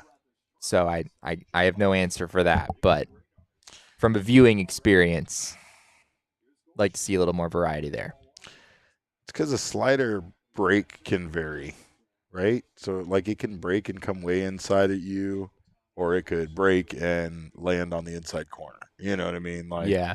I think that's the thing about the slider. But what is unique about the splitter's pitch shape that you like? What is it about that? Just the bottom falls out of it, man. It's just like this straight downward action. And how is it different than a sinker?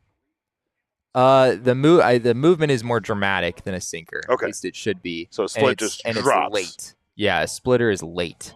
It's supposed to be kind of the sharp downward bite at the last second. When playing the show, I fucking love sinkers and splitters. So you're kind of right, because I love striking out the computer with something like that. Like something that you can get that ball just in the strike zone a little bit, and you know it's not going to hit the strike zone, but it's going to look like that's where it's going to go, and the action's going to take it right out, you know? It's fairly similar to a changeup. Changeups tend to have a little bit more horizontal fade, whereas a splitter is kind of more of a straight down. But they're pretty similar. It reminds me, though, of the conversation that I know you were there for when I was talking with Merrill Kelly about his slider that he added.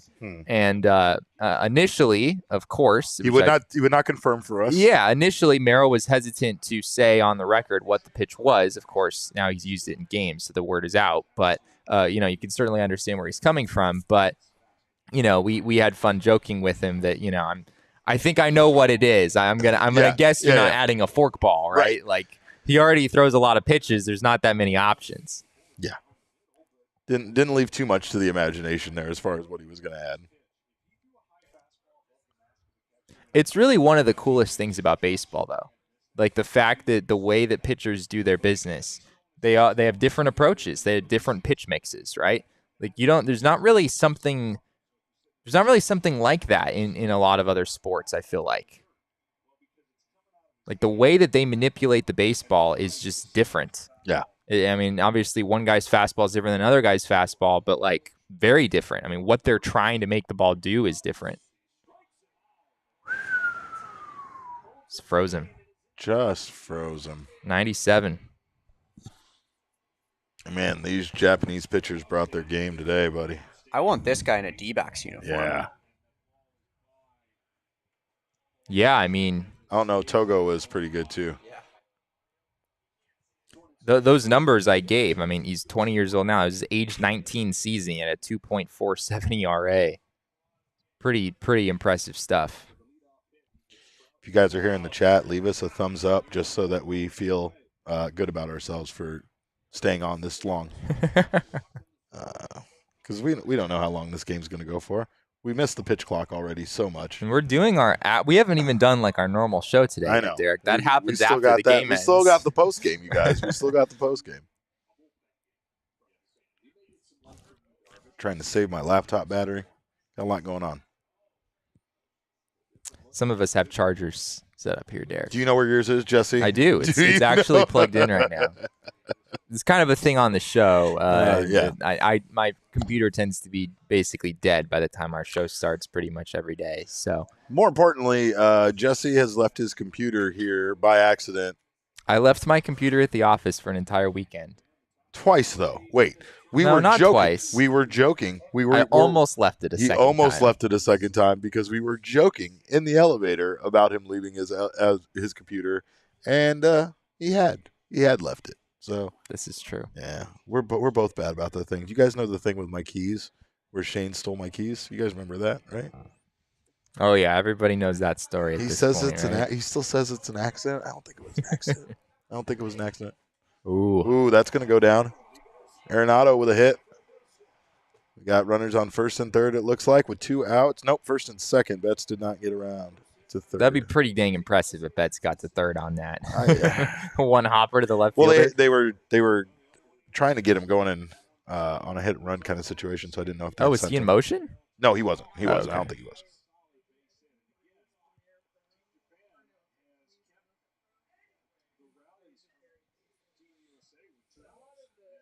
I think that's the thing is no matter how bad or good Team USA is doing their lineup, literally at any point, any of these guys could go off. There's so many good hitters in this lineup that, like, 2 outs, it doesn't matter. You know what I mean? Like, you can never just rest against this lineup. And right now, a 3-run dinger gives USA the lead back. And you got big strong boy at the plate right now, Kyle Schwarber. This man's hit some dramatic home runs. Square Table Degenerate says, I love the soft pace of a baseball game. I don't want it to be rushed. And that is in regards to the pitch clock. I will say that I am surprised at times how little I feel like the pitch clock or the violations or even, to be honest, even the shift really feel like they impact the game. Yeah, we're down to one. We're down to one violation flat per game in spring training right now. So it was close to 2 at the beginning. Now we're down to 1, and I suspect give it a few months into the season, you're probably looking at half of 1 per game on average. So it's gonna keep going down. But yeah, I mean, I don't think we are really anyone who likes the pitch clock wants a rushed baseball game. Yeah, like you don't want it to be rushed. You just want it to stay on pace, to just keep the pace. Yeah, stay on task. I mean, there are, like you just said, there are a lot of moments where I forget that the pitch clock is even there because it doesn't feel like the game is rushed. It just feels like the pace is maintained throughout the game. Things are falling apart a bit here for Takahashi against Kyle Schwarber. 3-0 count. USA. See, Totri gets it. All right, Kyle Schwarber. I'm gonna wait for this pitch. Oh, God. It's a good pitch to hit. Yeah. He swung 3-0. Never swing. It puts fire in my blood. Puts fire in my blood. Can swing out a 3-0 pitch, puts fire in my blood. So he didn't do it there, but Kyle Schwarber has played in 52 postseason games. How many home runs do you think Kyle Schwarber has hit? In postseason? Yep, 52 postseason games. How many homers in those 52 games do you think? It's about a third. 52 games, about a third of a full major league season. 25. That would be insane. I was going to go 15. Actually. That would be the pace of a 75 home run season, Derek. 15 was my original. 15. 15 is the really? Correct answer. Yeah, all right. Which is a lot. That's a pace of about 45 home runs. Yeah. Over the course of like a full 162. So we got a good old hockey fight going on over here in the Coyotes game. Oh, there you go. Oh man, we need more of that in baseball. You know, just not a bench clearing. Just 2 guys. Just the bat. See, that would be fine if the pitcher plunks the batter and then the batter runs out there, stands bat, and can just fight the pitcher. And then everybody just stands around and lets it happen. See, the people in the chat were a lot closer than you were, Derek. Brian I said 18, 15. I was going to say 15. Your first answer was definitely I said 25 as a You're not a fun person to do this with. I swear to God. Yeah. 15 was my guess, and I was dead on. I said the exact answer of how many he had. Fair enough, Derek. Fair enough. But it would be more fun if it was 25. That would be truly insane.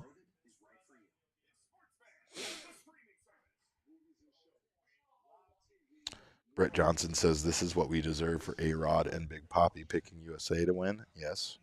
You think that was that a bad omen? A-Rod and Big Papi. Anytime they agree on anything, that can't be good, right? I don't think they should be in the same room together, to be honest. It is a little awkward, isn't it? Like 2 guys who played for these 2 teams that just completely hated each other, and now they're like best buds on the broadcast. Yeah. It's a little odd. See, at least Shaq and Chuck, they get the dynamic and they hate each other, right? Like they should. They were never on the right. I don't think Shaquille O'Neal and Charles Barkley ever played on the same team together, and a lot of times they were rivals in some way. They should always hate each other. Where's he going? Is he going out to the bullpen? Yu Darvish is on the move. He looks determined. Lost. He looked lost. He definitely looked lost. He made a wrong turn. Mm-hmm. Kyle Freeland is back out there. I would not have Kyle Freeland back out there, but that's just, what do I know?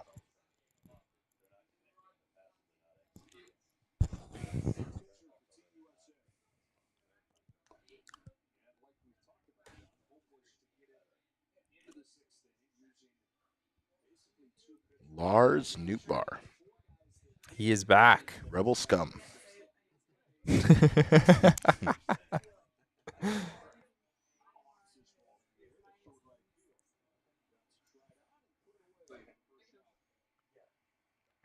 Lars Nootbaar, Rebel Scum is a fantastic nickname. Yeah. There you go. Yeah. Rebel scum. Lars Nootbaar. Do you have a favorite, speaking of A-Rod and Big Papi, do you have a favorite, like, MLB personality? Like, I'm right, like Shaq and Chuck have these big like Kendrick Perkins, right? There's a few guys in the NBA that everybody knows. I don't know if anyone who does it in baseball is quite as well known as those guys, but is there someone who stands out to you? Like, oh, I enjoy hearing their commentary on whatever the thing is? I don't know about like former players and stuff like that. I do like David Ortiz. I think he's a lot of fun. And I think David Ortiz is fun just because he,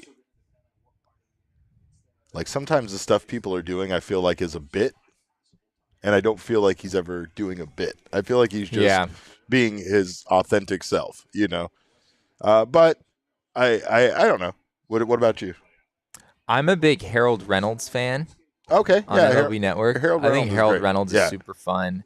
Greg Amsinger, not a former player. I think he's great. A lot of the MLB Network guys that they have are a lot of fun to listen to. Got a couple former Diamondbacks over there. Chris Young, every once in a while. Alex Avila, part of MLB Network from time to time. I kind of like Pedro Martinez. Yeah, Pedro's pretty good. Yeah, Alex Avila is funny because we talked to Alex Avila several times about his voice and how good he would be in the media. So really? It's just funny now that he is doing that, you know. Diamondbacks legend Alex Avila. Yeah. Kyle Freeland walks a batter. Condo, I think. I'm pulling him, Jesse. You're not keeping him in for this lefty-lefty matchup here? No. I think they're going to keep him in. He only has 32 pitches. I mean, he's been fairly efficient. I need that. Don't think he's national. Buck Martinez. I should know who that is, I feel like, but I'm not. Buck Martinez, does that ring a bell for you? Looks familiar. I can't say I've heard I know much Buck of him. Martinez. Yeah. Okay. But Johnson's going with Al Leiter. Okay. I respect that. Oof. Tying him up there. It was a very emphatic pickoff attempt. Yeah.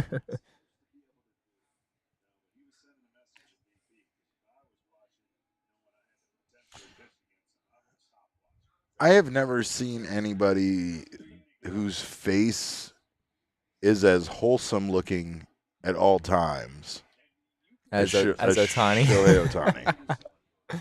I mean, he still has kind of like the baby face going, right? I think that's part of it. Like he's an innocent child who just happens to be the best baseball player on the planet. But he could also be a demonstrative asshole. Do you know what I mean? And he's not. His attitude is as wholesome at times as his face, his facial expressions, the way he reacts to pitches. You know, I think Mitchell Stumpo struck him out, and he just had this very like, that was a good pitch kind of like reaction to it, right? Like it was so cool. He's just such a unique person. Oh, and he's gonna record it out. I will take a Shohei Ohtani ground out any day of the week. He's 0-2 in this game with a walk. And if they can keep him to that, it's the best that they can do. Mark Solera says, have you seen your co-host? Is that in reference to Shohei Ohtani having a baby face? I think that's a shot at you. I'll take it as a compliment. Jesse's not. I look like Shohei Ohtani. That's all I heard. Jesse's not as wholesome looking as Ohtani. There's something sinister behind those eyes, and you can't deny it. I will not. I will not deny it.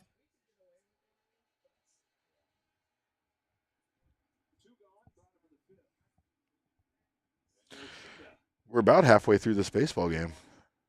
Is that okay to say that or no? That's not. I think you're allowed to say that. I don't know. We are about halfway through, and we're only about an hour and a half in. A little more than an hour and a half in. We're on pace for a little over a 3-hour baseball game. Mm-hmm. Derek is skeptical. He's convinced it's going to go 4 hours. We'll get some late inning hijinks, I think, happening. Run scoring.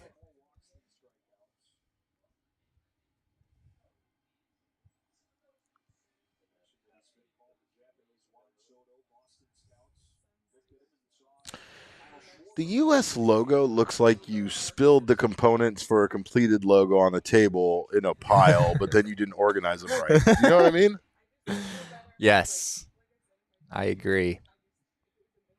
Brett says, I need to see Jesse and Ohtani in the same room together. The wholesomeness will be elite. Oh, I'm Jesse, just saying, I've one-on-one? never seen myself and Ohtani in the same room.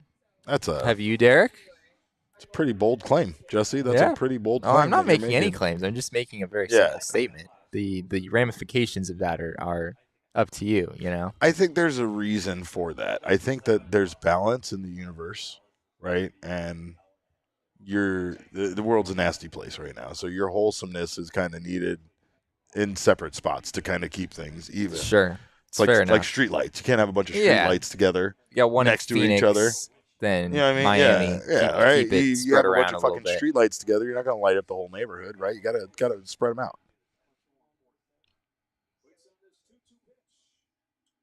Oh, that should end it. The inning, not the game. So I believe, if I'm not mistaken, that Brett Lee Johnson, who's in the comments right now, committed to getting a tattoo of Merrill Kelly's face. That's correct. Which I guess he's probably off the hook. Yeah, I'm gonna let him off the hook. Merrill had to dominate and lead Team USA to the victory. Yeah, I guess that's even if Team USA wins this game, you're probably not talking about Merrill dominating in his inning in a third. Yeah. I think Brett Lee Johnson should get it anyway. Right? I think so. I think if Team USA wins, because they're down right now, right? They're down 3-1. I think Brett in the comments should commit to getting this tattoo if Team USA comes back. Maybe he would commit to it like once we get to the 9th inning. Like if it's still a 2-run deficit, then it'd be like really crazy for Team USA to come back. Maybe we get him to commit to it then. We're gonna get in there. Probably was gonna be an expensive tattaoo. Well, you got to get a good one. Yeah. Portrait tattoos, you can't fuck around with a portrait tattoo, don't want a Jesse. You can't. Picture of Merrill Kelly. Yeah, looks like someone's uncle. It needs to be a quality profile picture, maybe. Like there's a good tough Merrill Kelly picture out there that exists. I think the Diamondbacks use it during like the pregame stuff. Yeah. In that room with the red lights and the stuff. The stuff they do. Anyway. Merrill Kelly threw a lot of fastballs in this game. 20 out of his 36 pitches. 56% fastballs. He didn't throw any other pitch more than 14% of the time. I guess that's just because the command just wasn't really there, and so he was kind of forced to go back to the four-seamer over and over again. Brett's committing to a new tattoo. He said he will get a tattoo of whatever D-backs player wins the World Series MVP in 2025. All right, fair enough. So Corbin Carroll. Okay, is that what you're saying? Yeah, I'm saying you're not going Drew Jones. 2025. Too young. Corbin Carroll. Rookie of the year. It is. That's it.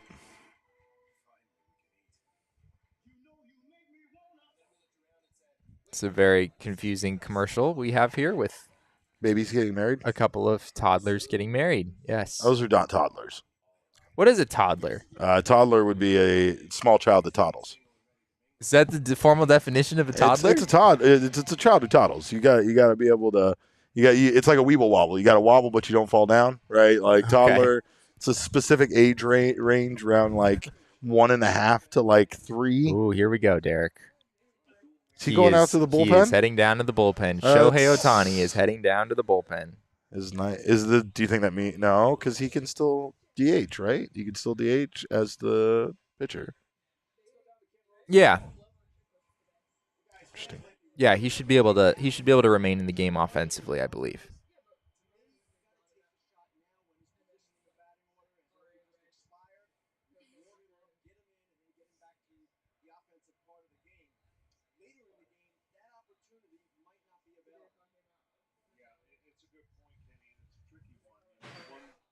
Trey Turner just needs to get on base here. No need for another home run.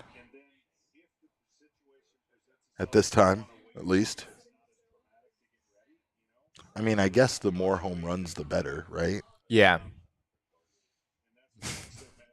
This is a tricky situation they're talking about on the broadcast here, because like you can keep Shohei Ohtani in the lineup, but you need to give him time to go warm up. And you need to make sure that when he's warming up, he's not like due up to bat. Well, he just got out. Right, he just got out. So it makes sense that they're doing it now, because you don't want to, if you wait, then you're kind of running the risk of making it difficult to get the logistics to work out there. What if Ohtani has the bad inning? And does that kind of erase all the good that he's done in this tournament if he ends up coming out and being the pitcher that blows it for Japan and gives up the lead? It's a little early for that conversation, I think. I just like talking out loud. At least get him in the game and have a base runner before we talk about words.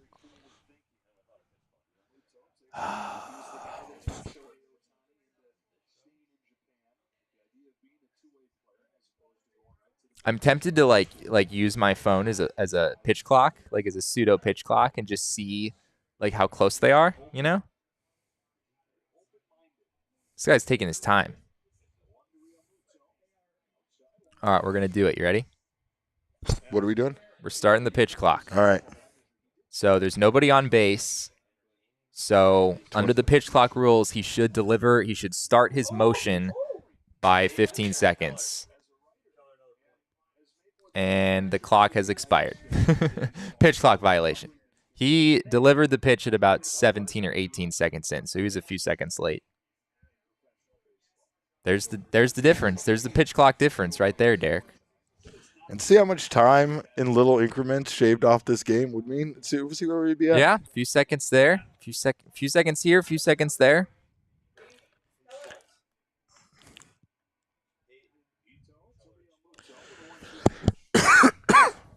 All right, we're going to do it again.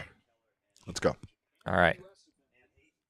Clock is he's getting the rosin bag this time. Oh, yeah. No, you don't got time for that, man. You there is an imaginary pitch clock running right now. Yeah. You better get that pitch off. He's got 2 seconds, 1 second, and it expired again. 2 pitch clock violations, Derek. He walked him. Bad bat is over. I'm declaring the at-bat over right there. That impacts this game quite a bit.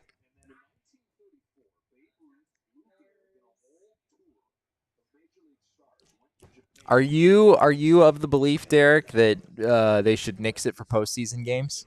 No. No? Okay. I don't know if we've had that conversation. I hate the idea of changing it, period. Like, to be honest, I think it's dumb. Whatever the rules of the fucking game are the rules of the game, and they shouldn't change when the postseason comes around, right? Yeah. Especially for a game like baseball where they're required to replay 162 games, and then you're going to change the rules because it's the postseason? Because you're going to get used to it at that point. Yeah. And, I mean, I guess there's – like, you could still sort of operate as if there was a pitch clock in the postseason if you wanted to. But yeah, it's just weird. I mean, it's not an apples-to-apples comparison exactly. Yeah. But, like, if the NBA dropped the shot clock, like, during the playoffs – that would be a little extreme. I don't think that's a great comparison, but I mean, that would be ridiculous, right? Like, you're not, you don't want to change the rules of the game once you get to the playoffs. Aki Dragon asked, is that a vent on the mound? No, it's actually on the backside of the mound. So it's on the down. That's why we see it so much. So they have it on the backside of the hill, so that way the ball theoretically wouldn't hit it, just like the rosin bag. And it's just a thing for them to clean their shoes off on, right? That's correct. The white thing, just like to rake their cleats off on to get the dirt out of in between their cleats. I believe that's what it's for. This thing. Yeah. Yeah. Yeah. I think that is what that's for. Brett Johnson asks, did I see the message in the Discord? Is that the same bracelet from the Swift concert? It absolutely is. The exact same method for putting it on and everything. And That's we wild. saw them before the game.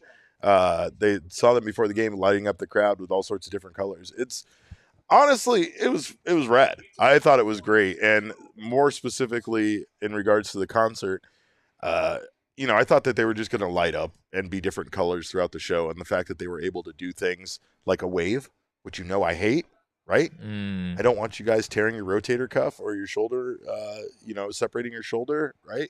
It's also just the dumbest shit in the history of sports. But they can make a digital wave where they make like a blue wave go around the arena, stuff like that.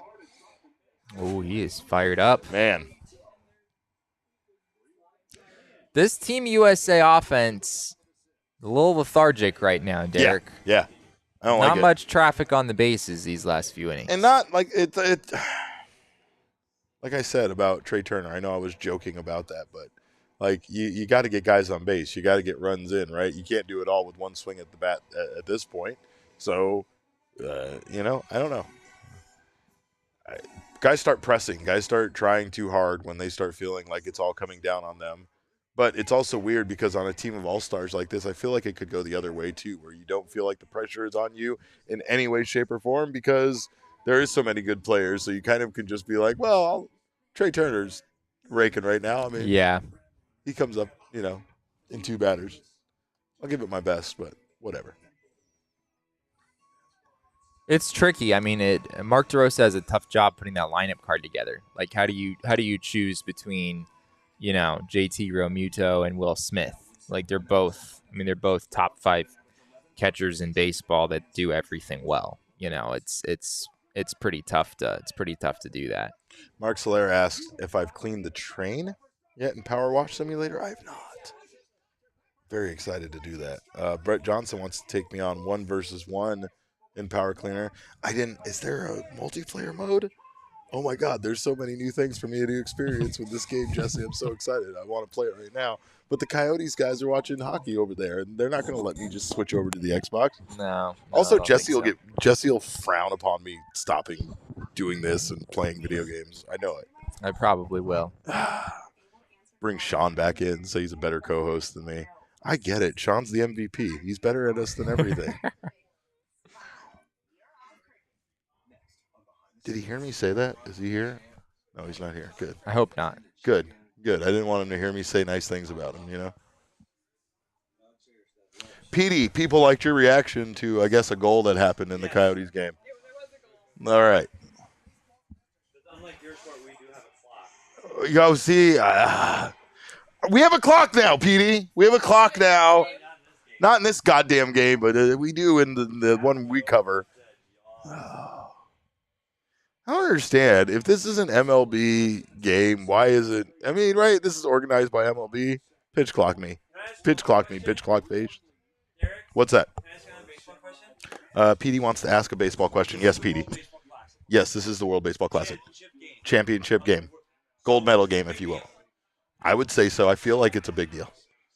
If it's a big deal, where are they at? What city? They're in Miami, Florida. Is there something going on there tomorrow? Could we not play best 2 out of 3 for the World Baseball Classic? Petey's proposing that this is a series for the World Baseball Classic. 2 out of 3? I don't. Play 7. Tired all the 2 out of 3. I think we're already asking for a lot from Major League Baseball just to let them have the baseball players in the World Baseball Classic. Yeah. I get where you're coming from. No, you're right. In a perfect world, Petey's mad at me now because I didn't approve his. No, I'm not supporting him, and I feel like I want to support him. I feel like he's right. I think JP Morosi with MLB.com, MLB Network. I think he tweeted about that the other day. Hopefully someday we get a version of the World Baseball Classic where we can actually drag out drag this out longer than 2 weeks and actually be able to play some series rather than just these single elimination games that it comes down to. I don't hate the single elimination thing because I think that is part of what injects the energy into these games. And logistically, like you said before, I don't know if they feasibly really could have this go any longer if it's played in the month of March. You're asking for so much from them. You know what I mean? Like we've said it a couple of times. You and I have both felt this way, but the star power really does change this, right? And it's the reason why this has been so much fun to watch. Like, yes, the World Baseball Classic is fun, and it's fun regardless, right? Even if you didn't have the superstars participating in it, but it's what makes it so much more interesting. Yeah. And then you have the juxtaposition, right, of the teams like the Czech Republic, or like how we were just talking about constantly, how much we thought that the Dominican Republic team was going to be a threat for the championship. And even with their stacked lineup, they still weren't able to make it very far in this tournament, right? So, I don't know. It's been a fascinating tournament. Even the teams with, the big superstars like the Dominican Republic that didn't make it very far just go to enhance how exciting it is that, like, a team that doesn't have nearly that star power were able to make it past them, right? Yeah. Jason Adam, this right-hander pitching for Team USA, is maybe the best reliever whose name you don't know. He's a classic Tampa Bay Ray, man. Last year in 67 appearances, 63 in a third inning, 17 walks, 75 strikeouts, a 1.56 ERA.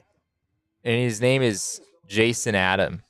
And I would wager to guess that a lot of people who are pretty avid Major League Baseball fans don't actually know who this guy is.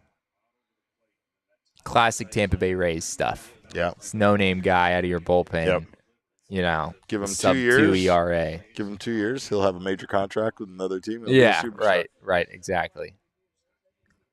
Someone brought up in the chat the issue is MLB players' injury risk and adding more risk make the clubs more anxious about the event.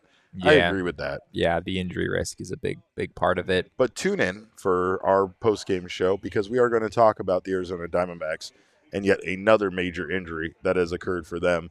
So lots to talk about there. I will counter that argument with saying that the last week has been devastating for the Diamondbacks when it came to injury, and not a single of the guys that we're talking about getting injured were playing in the World Baseball Classic. So, and the way that these injuries happen, like Corbin Martin threw a pitch.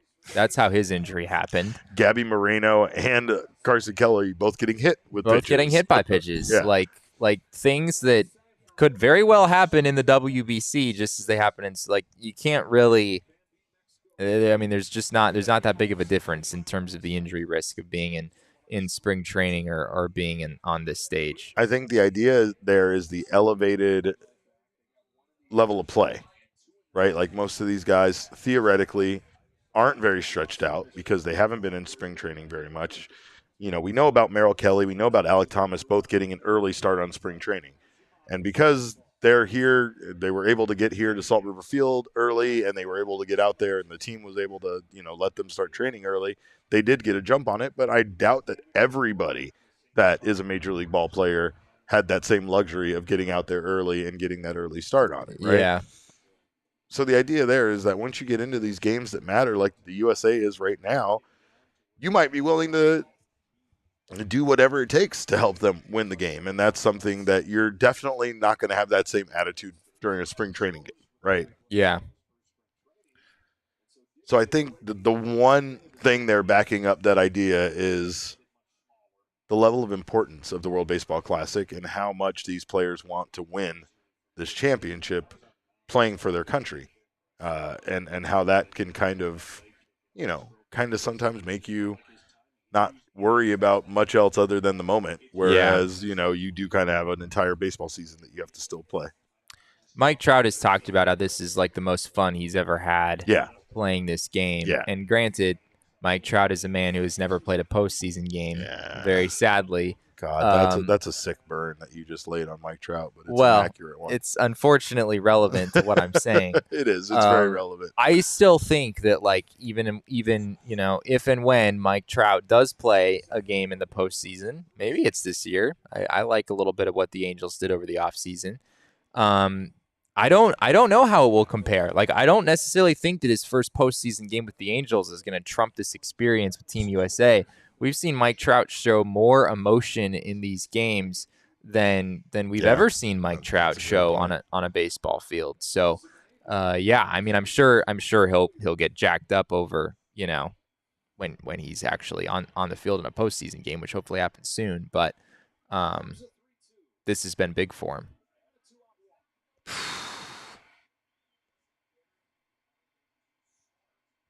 2-out walk by Adam.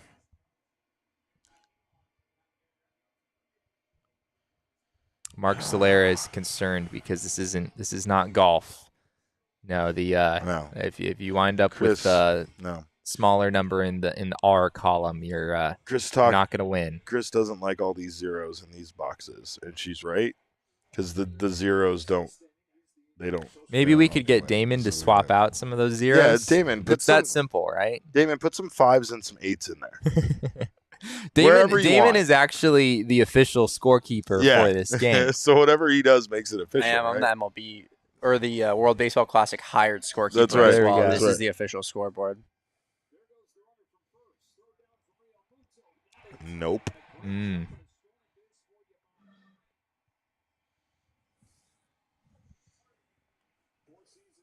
Got a good jump.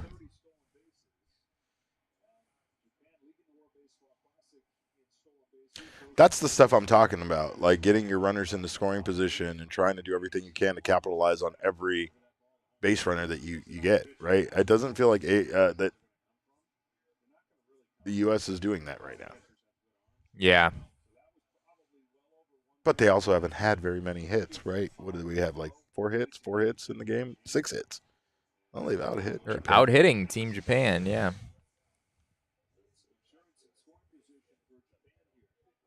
See, again, these are the things that I think the Diamondbacks are going to do well this year. I'm still hesitant to, like, get extremely excited about, you know, the outcome of the season, but I really do think with the pitch clock, with the expedited time frame, with the fact that there isn't as much time to make decisions, and the speed that the D-backs are going to have on the base path this season, I think they're going to cause some pitchers problems. And I think it's going to carry over, you know what I mean? Like from just, you know, stealing a base to causing that pitcher to just be distracted enough to not have a good, you know, good focus, good approach at the plate. Yeah.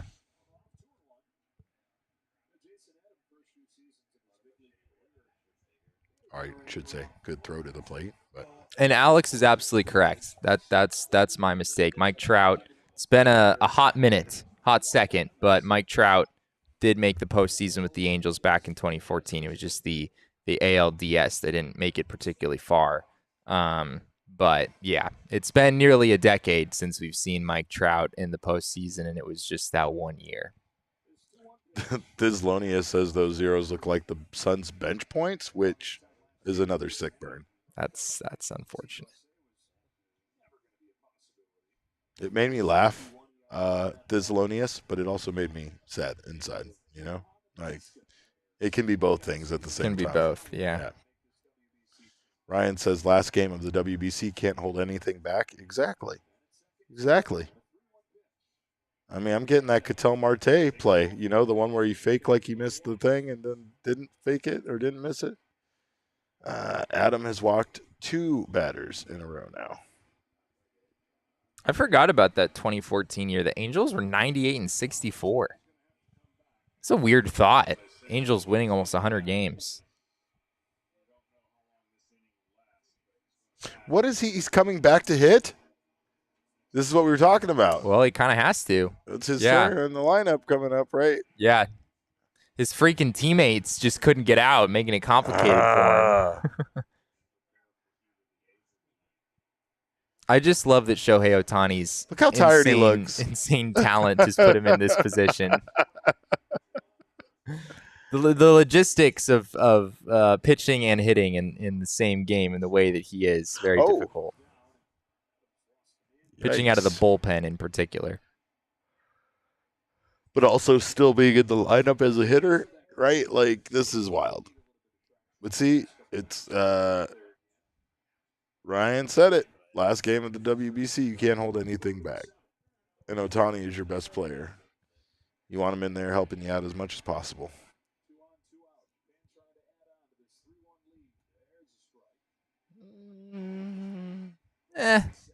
Ish. Close. A strike-ish. Close enough. It's strike a Jace, you know? You got Yu Darvish down there now. It's quite the bullpen that they have available to them. They could Ohtani and Darvish. Yeah, I mean they could probably get to the end of this game with those two guys. Yeah. Oh, Jesse.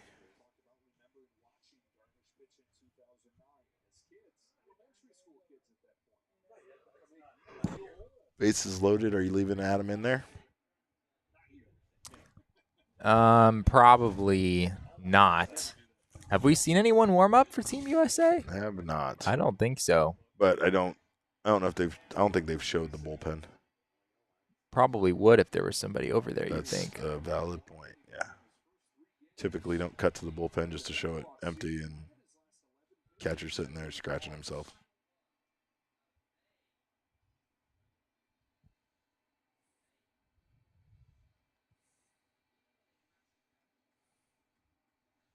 Does the U.S. deserve to win with that logo on their hat?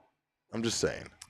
Probably not. I'm just throwing it out there. You know, there are plenty of MLB teams that have inferior logos that win games anyway. You know, who's the worst? What is the worst logo in MLB in your opinion? Oof. What Major League Baseball team logo do you absolutely hate, and why is it the Washington Nationals? You don't like the Nats logo? It's the Walgreens W. That was my Little League All-Star team logo, Derek. Same. You're coming at Western Little League. Bro. Look, did Western Little League get sponsored by Walgreens? Because if so, then that'd be fine. But if not, you stole their logo and you probably owe them residual payments for that. I hate the Washington Nationals logo. That's fair. I mean, you're right. It is the Walgreens W. And I believe the Walgreens had it first. See, if I'm not mistaken. I think the Diamondbacks D is quite clever, and I don't think that it's a bad logo. I enjoy the D very much. Cincinnati Reds? It was oh my gosh. Come on. Cincinnati Reds logo? You're how too do we mature. how do we You're too how do mature we to be no, my I'm not, co-host. yeah, I'm not entertaining that. Yeah, with no. I hate the Cincinnati Reds logo. And it bothers me even more that the fact didn't another team use the exact same C? What do you mean? Another Like MLB The team? Bears are pretty similar. Yeah, the Bears are pretty similar. Yeah. It's the C with the little tail at the end. You know? Hate it. I think the Bears are. Yeah, the Bears are. Yeah. It's pretty. Yeah. It's pretty. Yeah, it looks like uncanny. the Chicago Bears fucking C. Yeah, Get the it's fuck out of very here. similar. Theirs is orange, I guess. Marlins is pretty rough for me. That's my answer. Yeah. Dude, is it the changing of it? Is it the new one? Have you ever liked it? I like the Florida Marlins logo, but The back in the day with the it's ever since it became the Miami Marlins, both logos, the M with the orange on it and the new one, I don't know, it just feels like a lot. Okay. I've always been a big fan. Not gonna lie. PD's here. Yes, PD. So the M for the Marlins. Yeah. Did you see the new M for the Twins on their new Twins hat? Yeah, it's the It's same the M M. for the Marlins. It is the M So, for the Marlins. Like, Yeah. can you not be creative enough to come up with two different M's? That's another in C the too. league? The C from the Cincinnati Reds is also the C for the Twin Cities. Exactly. Yep. Look at right there. That's the C I was thinking of. It's things that annoy me. Yeah. Yeah. That's fair. Sorry. Let me interrupt your show. No, we love your input and we always appreciate it. Got a pretty big spot here in this game, Derek. And we're over here talking about We're over best here logos. talking about our Worst logos. least favorite MLB logos, and Best logo in Jason baseball. Adam out here trying to get out of a bases loaded 2-out jam. Do we have an agreed consensus on what the best logo in baseball is? I'm not answering this question right now. At least give me this next pitch. It's huge. Oof. The best logo? Best logo Do you in feel like baseball. there's a correct answer to this There is question? an absolute correct answer to this question. And it's not on your list over there. I mean, this is literally all. I'm literally looking at a graphic of all 30 MLB. I'm team telling logos you, right I'm not now. saying the team's not on there. I'm saying that logo isn't on there. I love the Red Sox logo. I think it's really, really cool. But I'm That's not a big fair. Red Sox guy myself, but I think it's a really, really cool classic logo. Brett Johnson says he loves the Guardians logo. I did not like the Guardians logo at first until I found out the meaning behind it, and I really liked the Guardians logo after I found out the meaning behind it.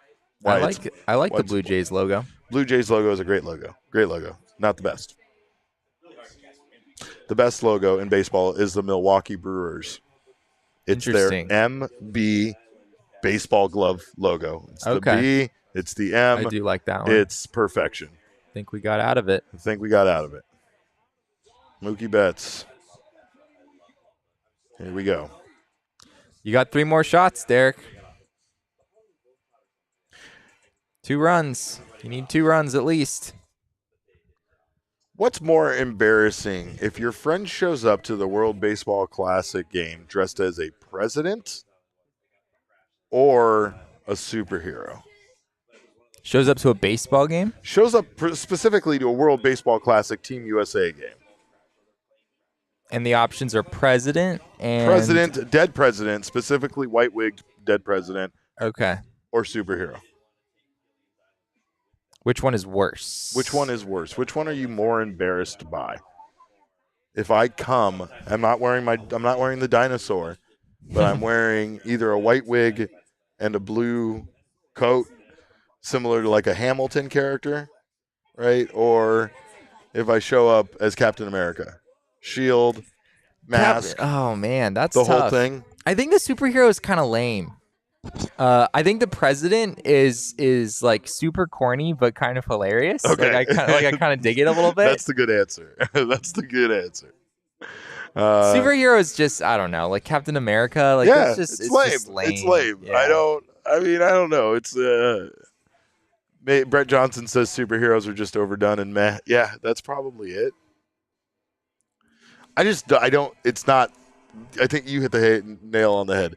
When I saw people here at Chase Field, there was a shot of 2 people dressed up as presidents, and they were exchanging money. Oh. And I don't understand what was happening in the moment, but it was hilarious to me. And yeah, okay, president's definitely the answer. Glad I got that one right. The worst answer would be Rat Leon. That would be the worst thing that you could show up to a game and then expect people to get the reference. Or ever do that ever at any point as an organization or, anything. It was a direct attack, but I was trying to send a clear message. There definitely have been some fun jokes with, like historical references throughout this whole thing. The D-backs dropping the tea bag into the Chase Field pool for that game against Great Britain. That was pretty funny.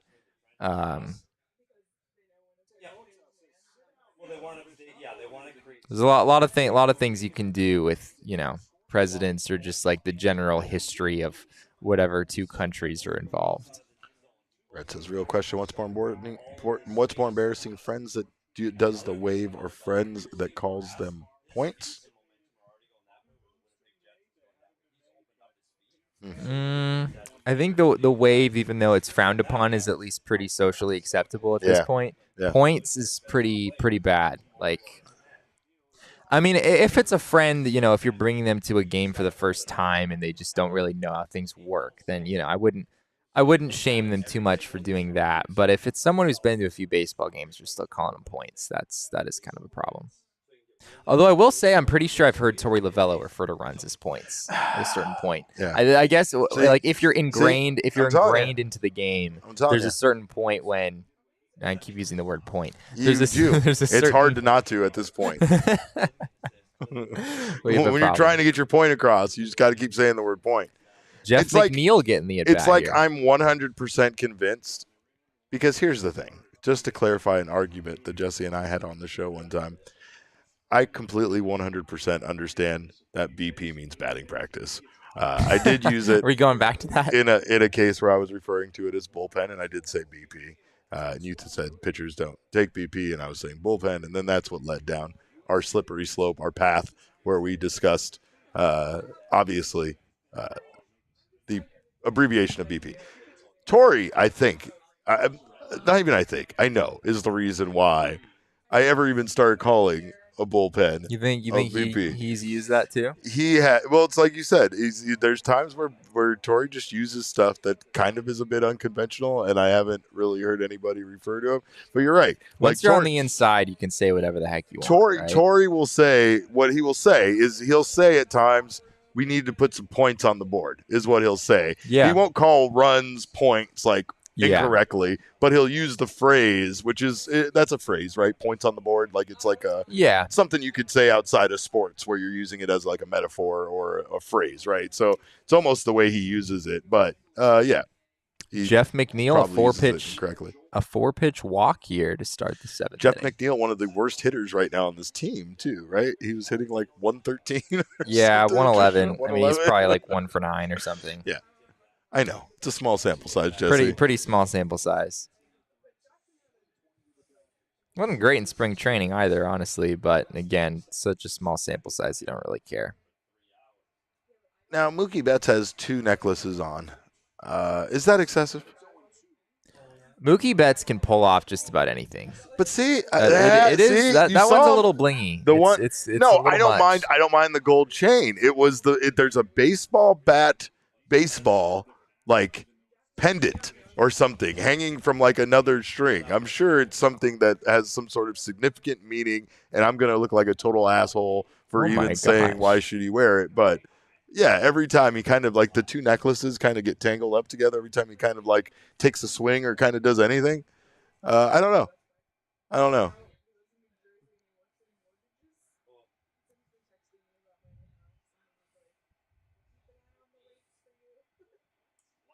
Oh, there you go. Two on, nobody out. Team USA's got the go-ahead run cooking. At the plate. Got something cooking.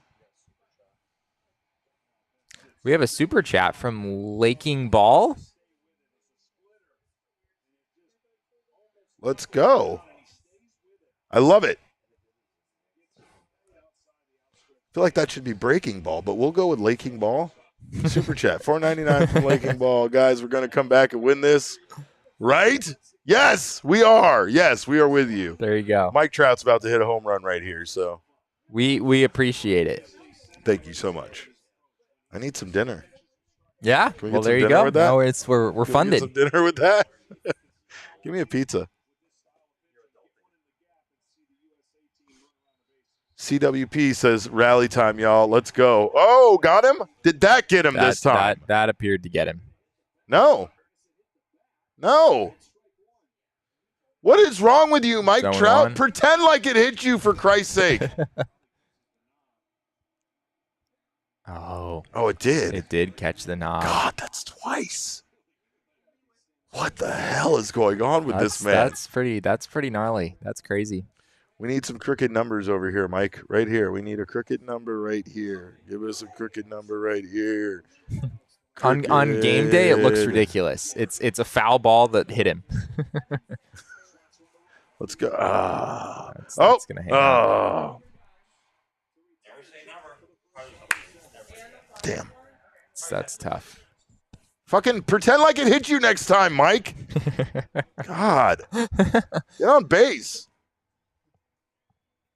I didn't think it was possible to be bad at getting hit by a pitch. Yeah, but Mike Trout is bad at getting hit by pitches. Mike Trout has many skills. He's getting hit by a pitch, not one of them. He's the anti-Tim LeCastro, you know? Yeah, right. Diamondbacks legend Tim LeCastro. Oh, man. Somewhere right now, that guy's getting hit by a pitch as we speak.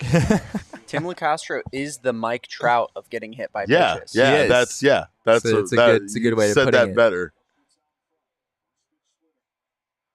Oh well, come on, Paul. I talked a lot of shit about you right now. Today just proved me wrong a little bit. That's all I need. Said you weren't good in big moments. Look at this guy. He's just holding a baseball. He just looks so inquisitive at all times. He looks like he's so curious about life. U.S. with runners in scoring position, 8 for 25 in the last 2 games, 0 for 6 tonight. Not getting it done with ducks on the pond. Let's go. They've had some opportunities. They've got 7 hits in this game. This kid's got his rally cap on, and I appreciate him.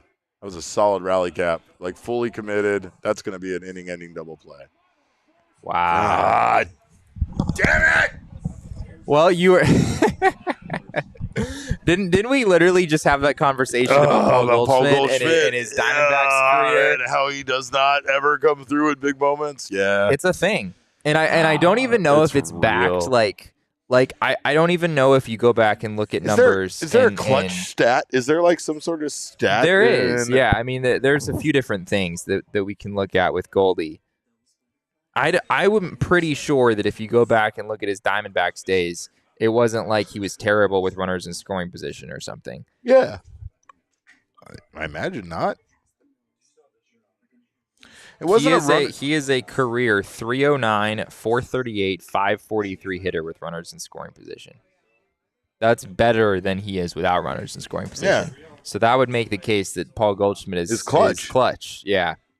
But I see where people are coming from when they make that case. It's the big moments, though. It's not the clutchness when runners are on in scoring position. It's like it's about leverage more than it's about anything else. But then I give you his leverage splits for his career. You ready for this? High leverage situations. Paul Goldschmidt in his career, 296, 404, 549. He is better in high leverage situations than in medium or low leverage situations. The numbers don't make any sense. It's weird. God. Yeah, I don't know what else to say. It's pretty clear that the perception that Goldie is not clutch is just not true. Where's Sean? Oh, Petey. What are you doing over here? Do you want to come talk to Yeah. I want to go scream in the hallway. I'm just going to go yell. You know lots about baseball. Come over here and talk to Jesse. Hello, Hi, Jesse. While we're waiting through commercial, can I get right into the pitch clock? Yeah, let's do it. So I love baseball. Most people know I spend my summers because there is no hockey, so I watch baseball. How much is this going to change my life? Not drastically. I don't think you'll notice a whole lot watching a game casually. The games on average are ending about 25 minutes faster than they have in the past. So it's like you might not notice it as much during the game as you will when you get up from your seat at the end of the game. It's like, oh my gosh, it's already over. 25 minutes earlier than I'm used to it being. There is an element though during the game where games just move. There's just this sense of rhythm and pace that I think is lacking at times, and we've kind of seen it in this game where some pitchers are just kind of out there lollygagging, taking their time. And you can't do that anymore. Is that a big effect on the veteran pitchers? Is it going to be a big problem? That has been a topic of conversation. It seems like by and large, guys are pretty much fine with it. And if you're in the majors, you're used to making adjustments. Just game adjustments all the time in order to improve at your craft. So I think a lot of guys just view this as being another one of those things. But younger pitchers have been using it. In different level leagues. A lot of the young guys who are coming up, they've already seen it in the minors, so they're more kind of more accustomed to it than anyone else. But yeah, I mean, there was a conversation about how like maybe if you've been in the league for 10 years or more, then like you're exempt or something like that. But I think the league just had a pretty big problem with having different rules for different guys. That was just kind of a non-starter. Who did they just show as a substitution for the Team USA? I am not. Did you see who they showed? His great hockey hair, by the way. Oh, great hockey hair. Yeah. All right. Yeah, so I'm not sure who that was. Jeff McNeil. Jeff McNeil, he does have good hockey hair. That would make sense. Yeah, I think I missed it. Yeah, this near mullet. I like it. Just saying. How is the mullet? The mall at the building? Yeah, how's the mall? You've never been to the mall? I have never been to the mall. You should go catch a sport there. It's fun. It's fantastic. Could they play baseball at the mullet? Unfortunately, they could not. Unless we, like they've done indoor soccer. Yeah. In hockey arenas, we should come up with some kind of indoor baseball game. There we go. A little more contact. I'm up for that. A little more contact. Leave the boards up. I like it. David Bednar coming in here for Team USA. Things are tight here, running late. How's the bullpen for Team Japan? Do we know? Well, I mean, it looks like they've got Yu Darvish warming up, who is a pretty prominent starting pitcher who might be able to give them the length they need to finish this one off. So, not a great situation. So how many of these guys are playing in the majors? I'm from Team Japan. From Team Japan and their starting Shohei lineup. Ohtani, we see him. Yeah, there's right Ohtani. Now. There's Masataka Yoshida, who has just signed a big contract with the Boston Red Sox, so he'll be in the big leagues this year. Their starting pitcher was not a major league pitcher, never pitched in the majors. Their leadoff hitter is Lars Nootbaar, who's on the St. Louis Cardinals. Okay, so there are a few, a smattering, as you would. There's a smattering, yes. So as a casual baseball fan, this should be a game, just from the outside looking at, that the Americans should probably be favored. Theoretically, as it were. Yeah.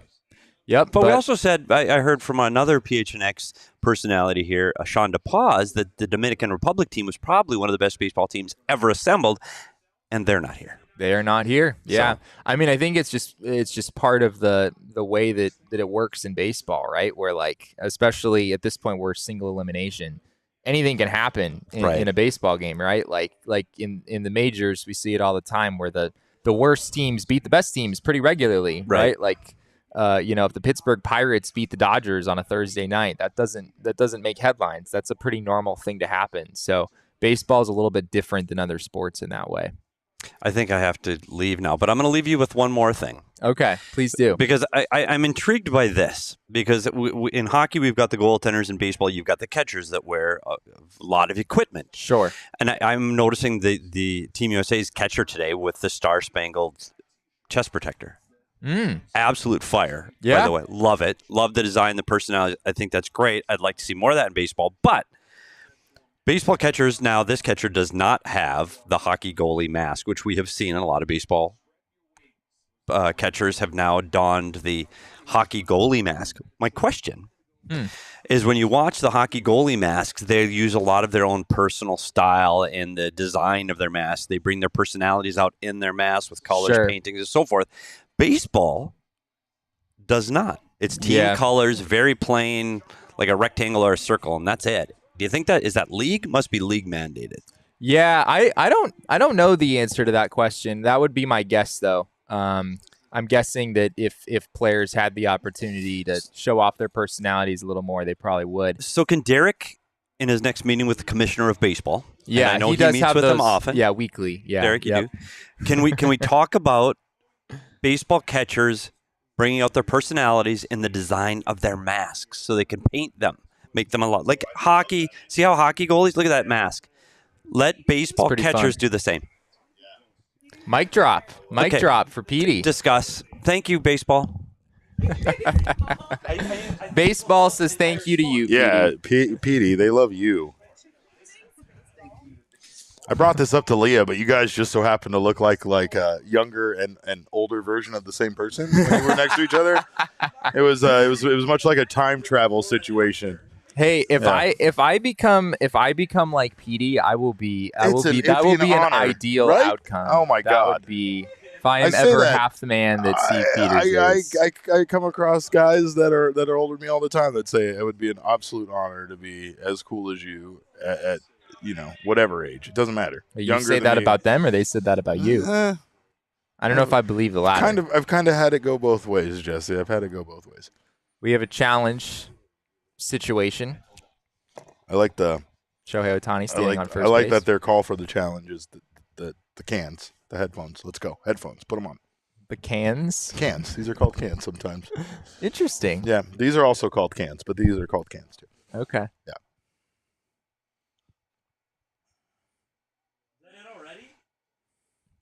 Shohei Ohtani looks nauseous. I was gonna say he even sucks snot in kind of adorably. You know what I mean? Like it looked like he was like clearing his nostrils, but he was doing it in a cute way. He's safe. Yeah, he did. Look safe. He did look safe there. Yep.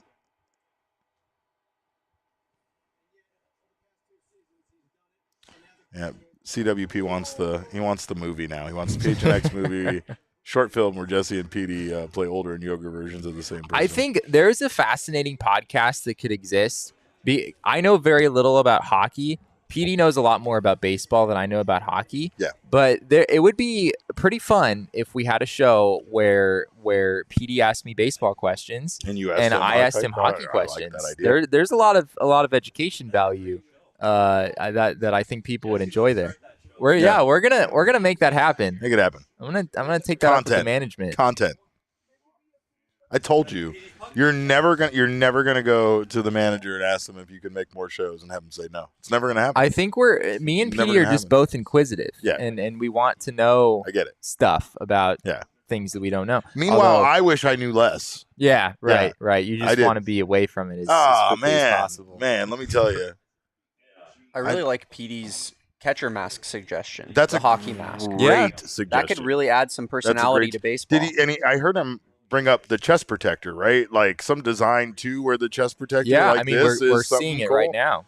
Like GT Romuto's rocking it back there. Let them be fresh, man. You know what I mean? Let them look cool. Let them have something that's not necessarily a team design, but maybe like their nickname or something like that, right? Let's get Gabby Moreno with a Yo Gabby Gabby logo on the middle of his. There you go. You know?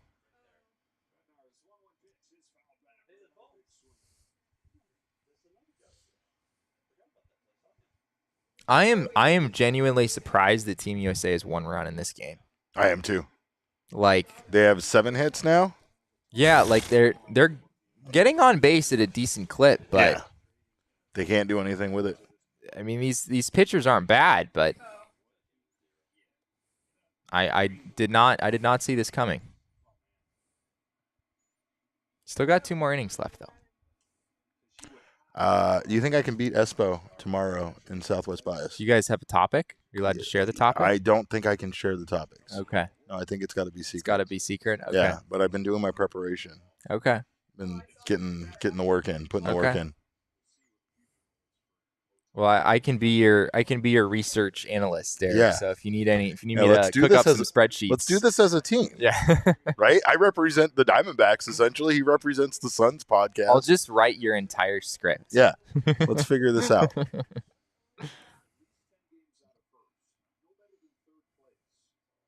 And give you a sneak preview. David Bednar. Talking about splitters. That was a good one. That was a nice one. That was a good one.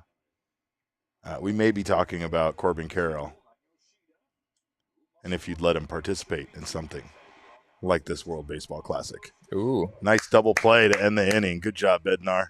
Let's go, baby. Oh, look at it. We got Green Man. Oh, there you go. Green Man in the USA outfit. Let's go, Green Man. I know he's not green. It's always Green Man, though. You know, I don't care what the color of the actual outfit is. He's Green Man. Well, I think Are you leaving? I'm gonna take a quick bathroom break. I don't know if Damon wants to hop on. Don't turn your computer around so everybody can see your notes. You can't let that happen. Yeah. Baseball reference. Right. Yeah, David Bednar's baseball reference page. We couldn't let anyone see that. That would be a disaster. You got someone to hop on here? I don't know. I could just sit here and sing. You can just sing. Yeah, okay. I'll sing. I'll sing some Mark Anthony in Spanish. The thing I was talking about earlier, left brain, right brain thing. Te conozco bien. Estás arrepentida. Damon. Derek. Get in here with me. How do you feel so far about this? Are you nervous? We got 2 innings left. Are you getting nervous? Yeah. I mean, I do have my bets on Japan. So it's son of a bitch. Emotional hedge. You fucking traitor. Emotional hedge. My God. The minute that Jesse leaves, the truth comes out, and I should have known. Supposedly, I heard. We might have some sort of rally animal in the cards. Oh, we do have a rally animal. Rumor has it that I also bet on Japan. What do you guys just care about money? Yes. Oh, yeah, that's pretty good. I guess that's a good. Yeah, I really just care about money too. You're right. I also bet on Japan. There you go. Yeah, I have Japan's over 4.5 team total on runs. So they need. They need a few more. Why hasn't Jesse eaten any of his snacks yet? I don't know. It's getting late in the game. Jesse can go a very long time without sustenance. It's one of the very weird things about him that I don't understand. But it's just one of many. They got the Negro Leagues in the show this year? They have the Negro Leagues in the show. Oh, that goes crazy. Yeah. Also, I guarantee you Derek Jeter has never played the show in his life. Really? He does not strike me as a video game guy. Oh, I mean, yeah, I guess.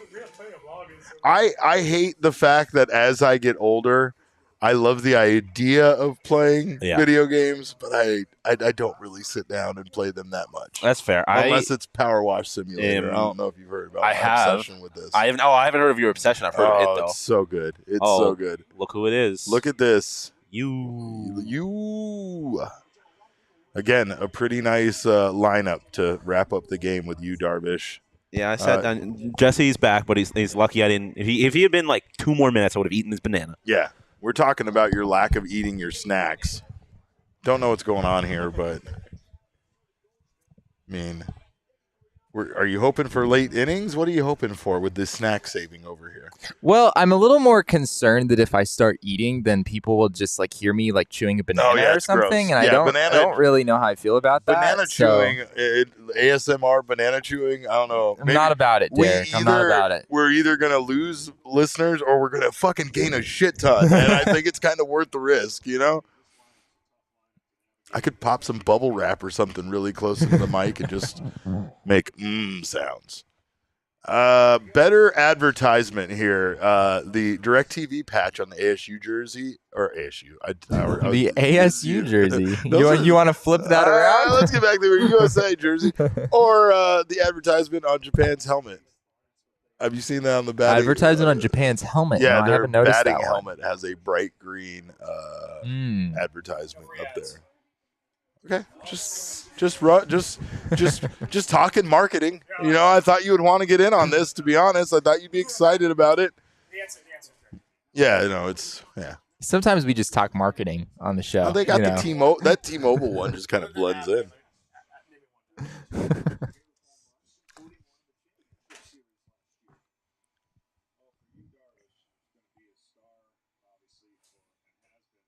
Darvish finishes this game maybe. Although Shohei Ohtani is up in the pen. Did I miss that while I was gone? I don't know. Me and Sean talked about you guys stuff. didn't actually watch the game. No, we talked about betting and everybody. We all bet on Japan. So mostly people were yelling at each other. Yeah, I called him a traitor. I think before revealing that I also bet on Japan. Darvish in the 8th, Ohtani in the 9th. It's a pretty wild way to close out a baseball game if you're Team Japan. Damon wants me to put on the rally dinosaur. Oh, you think it's time for that? I think the 9th inning. I think we hold it for right now. We'll get the rally dinosaur out for the 9th. I think we're gonna need that. Forks up for America. Yeah. I appreciate that. Better than U of A, right? Yeah, exactly. Though U of A did steal USA's colors, you know? They did. Should have stuck with Sage and Steel, you bitches. You should have stuck with Tempe Normal. Yeah, well. It's because of you that I hate driving a Tucson. Oh my God. Oh my goodness. That is the last row of the fucking stadium. How the hell did he turn his hands on that? I don't know. Oh my God, he hit the shit out of that ball. Like, see, that's the thing that you never really get. Like, I don't know, like the broadcast just kind of glosses over sometimes balls that are foul. Wild. But yeah, like come on. That was incredible. I feel like that happens in MLB The Show at times, where like you're trying to pull the ball, you get a little bit out in front, and MLB The Show just in its mind, you just hit the longest foul ball in MLB history.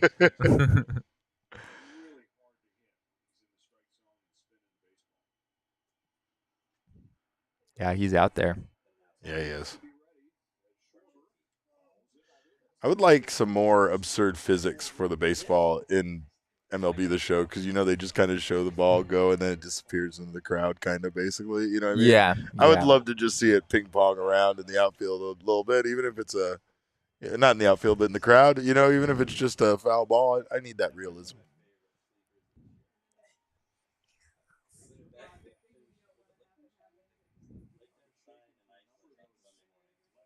A Goldie foul ball on the fly in the third deck. Dang. Yeah, that would be it. That would be a core teenage memory. Oh man. Oh, You rifled that down my the line. God. Schwarber's having a good at bat right here. 10. He's gotta just hang back here. Yeah. Another split second. Yeah. Ooh. See his eyes. How big his eyes were right there. He's seen 8 pitches, man. Give me one more. Oh, that was a bad pitch. Just slow enough, though. Just slow enough that he was out ahead of it. Yeah, he seems like he just doesn't. Have his timing down? Yeah, I think Schwarber's just a little caught in between. Because he wants to be geared up for, like a high four-seamer or something. This is a great fucking at-bat right here. With so much on the line at this point of the game.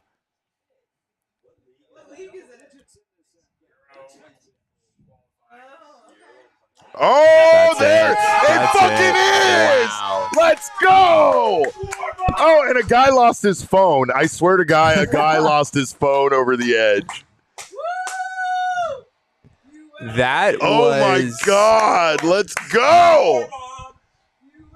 That was an incredible at bat. Incredible. And for it to end with a home run, holy fucking shit. Like, that was amazing. What an at bat by Schwarber. He hit like 3 foul home runs, then eventually hit an actual one. There's a one right there. Those never end that way. You know what I mean? No, yeah. It feels like you're doomed. They never end that way. The moment you hit a long foul ball, or especially 2, it's like, you're definitely grounding out softly to the second baseman. That was incredible. Impressive. That was incredible. Isn't it wild right now that Yu Darvish is one of the worst pitchers on Team Japan with all these 22-year-olds and 20-year-olds? Darvish could go down as the one who let this one get away. Yeah. Oh, let's fucking go. I'll go put on the fucking dinosaur right now, Jesse. I will go put on. We're calling him Roman. We named him Roman. The dinosaur's name is Roman, by the way.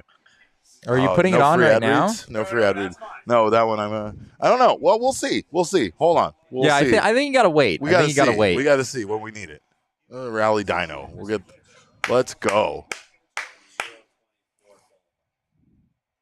I want to see this bad boy again. Watch. Someone dropped their phone. I told you. Someone dropped their phone on that home run. Someone lost their goddamn home. Oh, man. And they didn't even get the ball. You lost your phone and you didn't even get the ball. Ooh, that's going to go for a, Let's go. S. Trey. U.S. Trey. Let's go. It's a feisty base runner you got on first base there. Yeah, you do. With one out.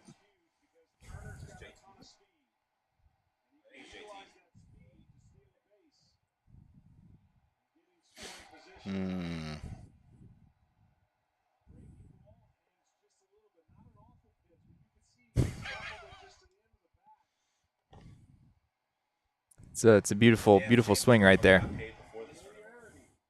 Beautiful 2-strike swing by Trey Turner. Did Brett just name your dinosaur Roman as well? I threw it out there though. Yeah, he was just giving me more of a reason. I thought that he just came up with that. And I was like, Damon was here earlier when we would start calling him Roman. It's because he's rock hard.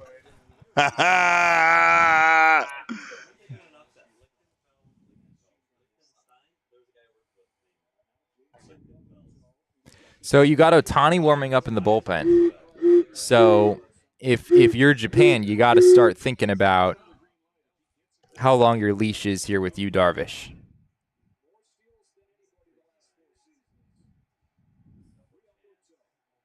No. God damn it.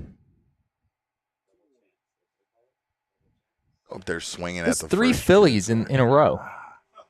Isn't that weird? Schwarber, Turner, Real Muto. Well, did you watch that postseason? It's a good postseason. Yeah, I guess. mean, they did lose, but pretty incredible how they got there.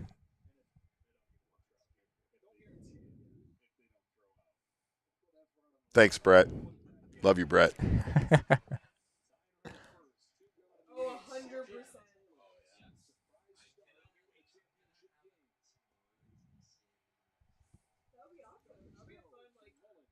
Ooh, That's a fly out. 2 pitches, 2 fucking outs. God. Well, I guess it's just me now. Derek has left out of frustration. Kyle Schwarber with an at bat that I feel like if you're a little league coach, you're gonna like play video of that Kyle Schwarber at bat on repeat because that was incredible. Just how he picked apart Yu Darvish and the pitches that he was being given, and eventually was able to time up a middle fastball as well as he did. That was pretty dang impressive. But Team USA remains down by 1 run. That was definitely one of the best at bats I've probably ever seen, to be completely honest. Yeah. On a stage like this, no less. He also hit 3 foul balls that, if they were straightened out, were probably home runs as well across a 9-pitch at bat. 4 of them had the power of going yard. I don't know if I've like that first one that he hit. I don't know if I've ever seen a foul ball go that far. Leah just asked why my hat is inside out, and she's embarrassed herself with that question. Is it rally cap time, Sean? Is that what we're saying? Yeah, of course it's rally cap time.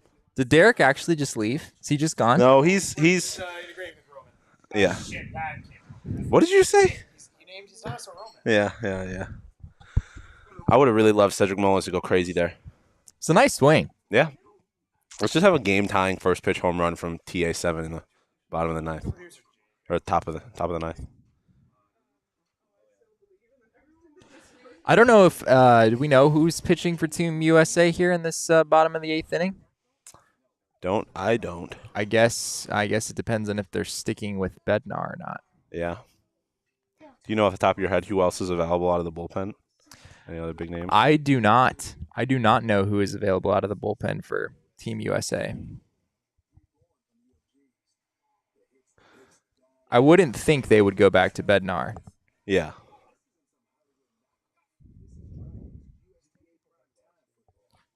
Bednar threw 17 pitches, so yeah, you're probably not going back to Bednar.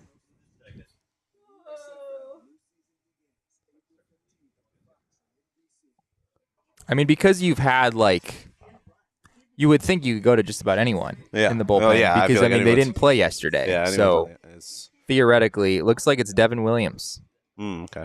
Devin Williams coming in here for Team USA. I believe Murakami is due up this inning. I have a quote here saying he'd like to play ideally for a West Coast team or the Yankees. So my question is, which NL West team is he going to be hitting 40 home runs a year? The Arizona Diamondbacks. Well, we said before that, I mean, if you're the Rockies and you see a guy with that kind of power, right, you got to be intrigued about what that would look like at Coors Field. True. Certainly wouldn't blame them for that. I just fully expect him to be a Dodger, Padre, or Giant. I don't know. Yeah. It just feels like it. Mariner, maybe. So Devin Williams is pretty good at baseball. Yeah. 1.93 ERA last year for the Milwaukee Brewers. 96 strikeouts in 60 2/3 innings. Pretty incredible stuff. So you got to feel pretty good about this, and those are some pretty nice changeups he's got going on right now. Two really solid pitches to start this AB. You going back? You going back to the changeup here, Sean? Yeah. Why not? One more? Give it one more.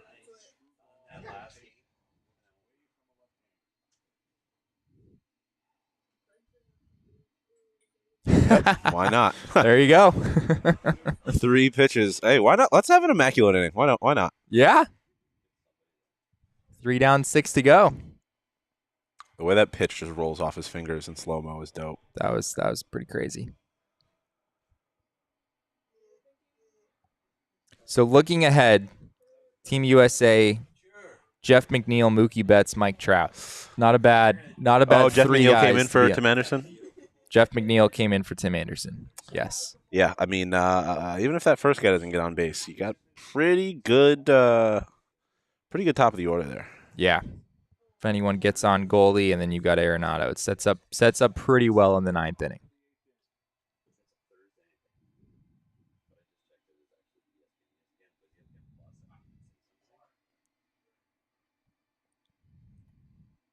Brandon Buckingham says, "Love how I didn't know this was happening."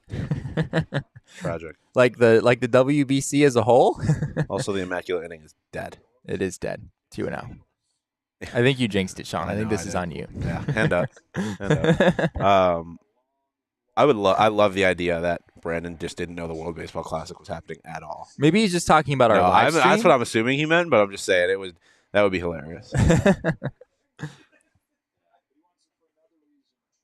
Waiting for Derek and Roman to come back.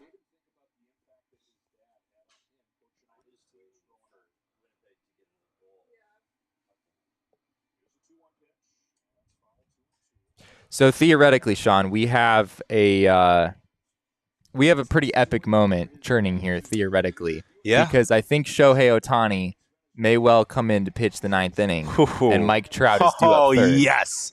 If Mike Trout can go yard off Shohei, that crowd is going to be going absolutely bonkers during that at bat. That would be a really awesome moment to experience. I imagine they've faced each other. Yeah. Just like live batting practice and stuff. Like, I'm sure it's not like the first time it's happened or anything. But the first time with any kind of stakes. Yeah.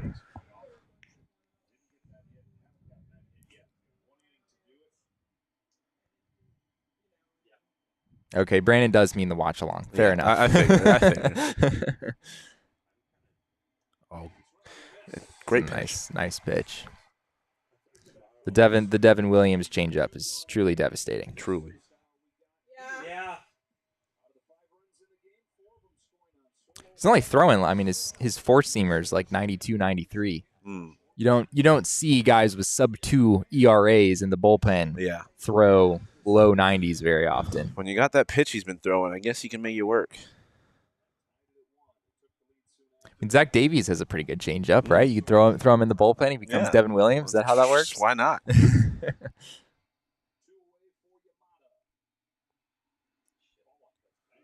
Just a bit outside.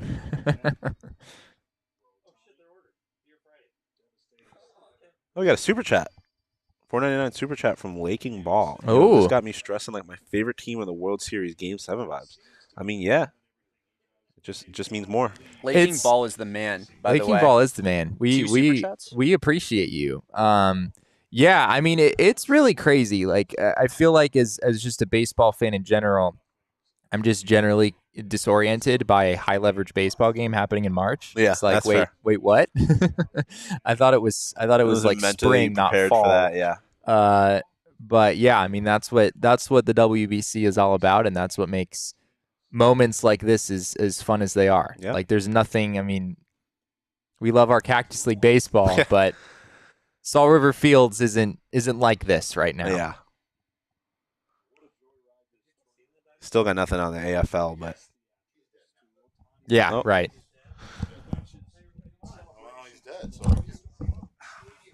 Derek has returned, and it appears that he is not dressed up as the dinosaur. The dinosaur's dead. Derek, you have to explain yourself. What happened here? The fan ripped out of the dinosaur, and he can't blow up now. That doesn't spell. That's not very good for the Team USA. Team USA, yeah, no, that doesn't bode well at all. It's not great. I don't like that you just said that. I don't feel great about it myself, but. So I was just talking about it with Sean. We have a pretty epic moment churning here in the ninth inning, I think, Derek, because if Shohei Ohtani does indeed come in to pitch, Mike Trout is due up third. Let's go. So you have Mike Trout electric with the game on the line in the final ninth inning. That is what you dream about. They're gonna laugh and smile at each other and shit. You know what I mean? Like, there's gonna be some wholesome ass interaction between them. I don't know. You think so? Yeah. Oh yeah. Yeah. Watch. Are you kidding me? Mike Trout, Ohtani. It will be hilarious to just like observe their mannerisms. Yeah. Like what?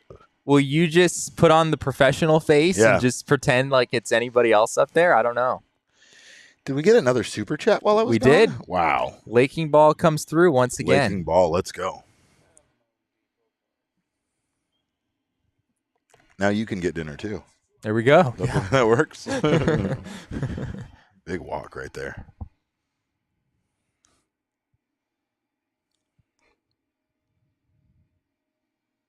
A lot of walks from Team USA. Pretty excessive. That's number 8. Jason Adam walked 3 in his one inning. He literally walked the bases loaded.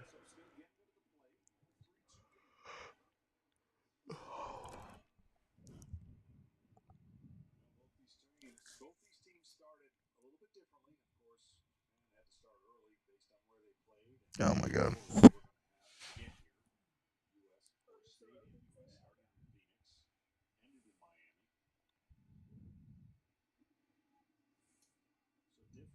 Nice pitch. Based on those swing and miss numbers that you had earlier, Jesse, it seems like it's kind of a theme of like Japanese baseball that they have good. I mean, they have good plate discipline. Yeah. They're not swinging out a lot of pitches outside the zone. Yeah, they've taken a lot of pretty tempting off-speed pitches in particular. That was close. Safe.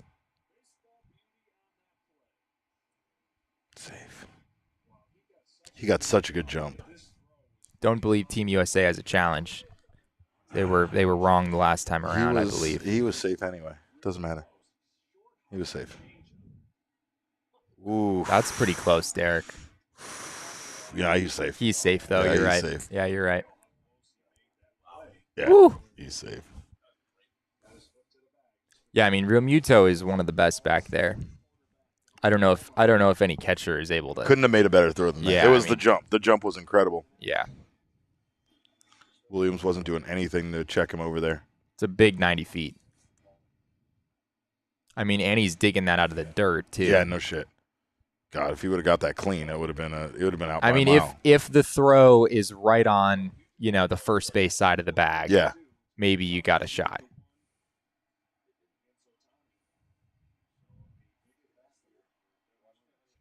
My goodness. Beer counter. Oh yeah, Ryan wants a beer counter for Derek. Nice pitch. Yeah, beer counter for Derek is I think at 4. Okay. Yeah. In future watch-alongs, we should definitely incorporate some sort of beer tracker Yeah. for Derek, where we Yeah. have it up in the corner or something. I Where think that's a good idea. we got some beers. I think it's good for the audience, and I think it's good for me, We to can be make honest. a little Yeah. 4 peaks. Yeah. How many 4 peaks has he drank tonight? 4. It's all about brand synergy. You know what I mean? I like the.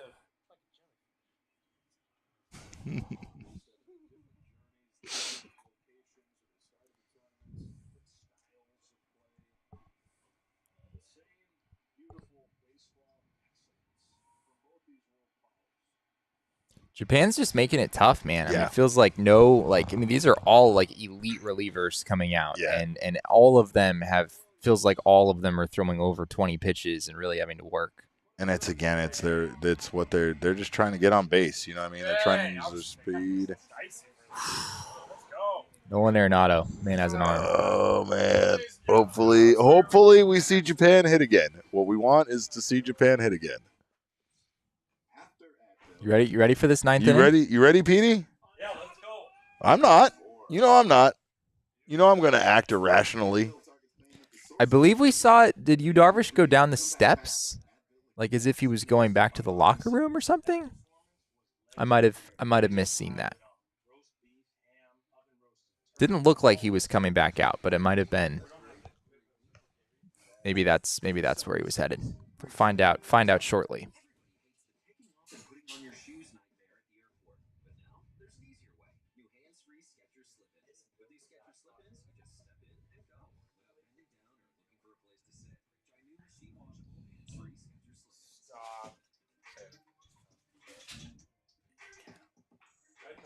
Ohtani versus Trout. Like, there's nothing.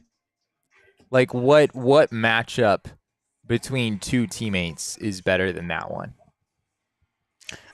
I don't think there is one. I don't think right? there is one. No, I don't think there is one. As far as the pitcher being outstanding and a generational talent, and the hitter being outstanding and a generational talent. Oh man, this is something else. We're gonna see it, I think.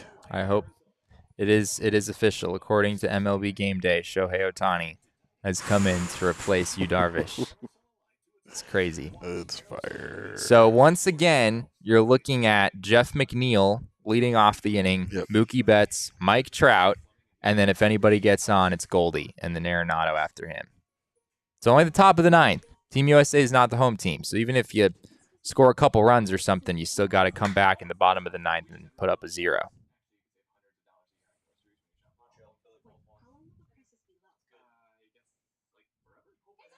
What is the most interesting position player pitcher matchup on the Diamondbacks? Who's on the mound? Who's at the dish? Zach Gallen versus Corbin Carroll. Okay. I mean, it's different because, I mean, like in the case of, like, Zach Gallen doesn't hit. Zach Gallen doesn't hit right behind Corbin Carroll in the lineup every day. Right. So there's really no matching there isn't. Ohtani and Trout. But yeah, I think that's fair.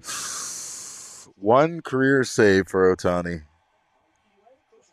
My God, and it all in the comes NPB down to playoffs this. too. I don't think that happened in the majors. I think that happened back in Japan. Yeah, it's gonna happen, Derek. This is fucking incredible. I can't believe it. You gotta feel like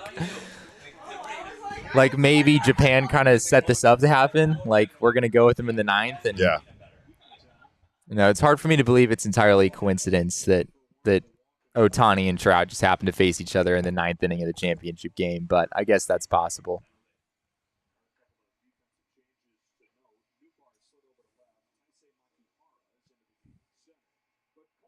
It's like they're making some defensive adjustments.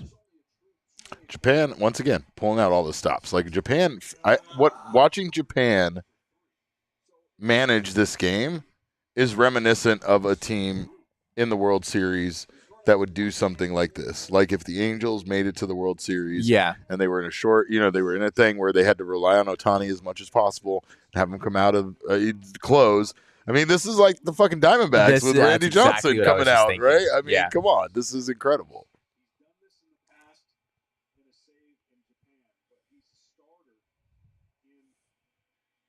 Yeah, I mean, what a crazy moment. I would also love to see Mike Trout hit a home run off of him and send this game. Could you imagine? Like extras? I mean, that would be like electric. That would be the fucking biggest electric. That would possibly be the biggest story of baseball for the year. Is that hyperbole? Like Mike Trout hits like a game-tying home run or game-winning home run essentially against his teammate. Like, I don't know what could happen that would trump that, even in the postseason. I don't know either.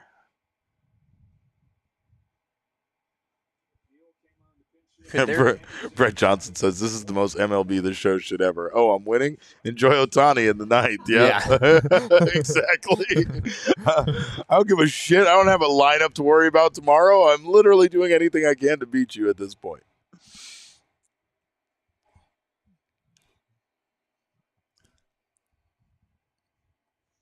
.101. He bounced it, so not doing it much good, but 101. Holy cow.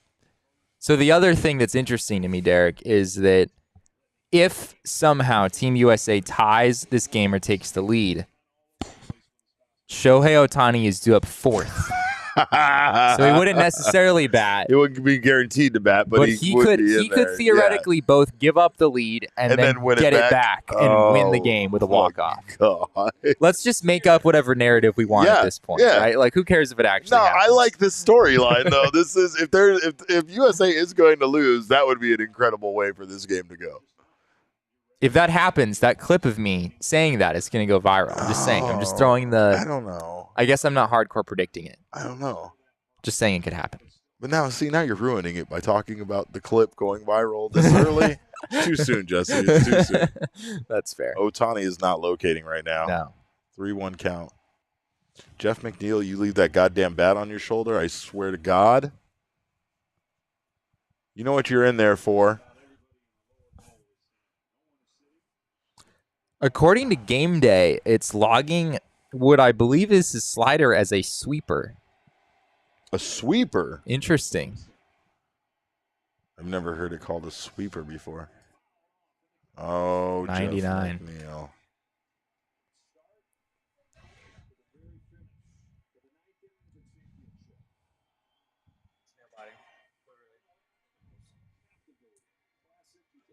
Oh, my God. Game Day is ahead of the stream. Yeah. I will not spoil anything, though. Nor should anyone in the chat spoil anything. Brett Johnson's offering up another spot on his body for a Goldschmidt tattoo this time. Oh, he didn't believe in that. He didn't believe in that. He read it right, but he didn't believe in hitting it. Yeah, Brett does. Daniel, thank you, Daniel. Where have you been, Daniel, by the way? You just now all of a sudden pop up out of nowhere. Brett does really want the tattoo. Bo, are you going to spoil it for us? Bo is here for spoilers.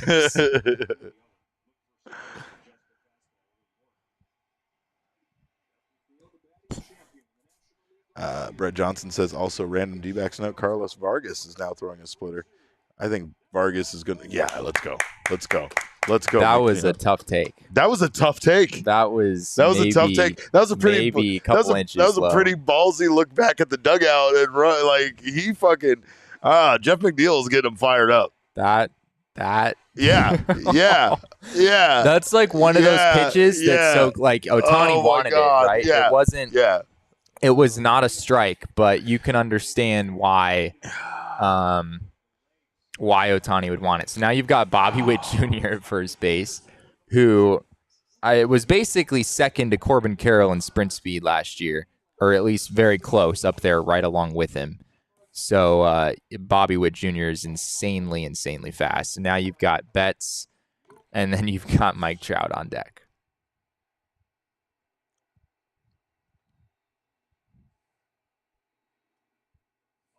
It's a nice pitch.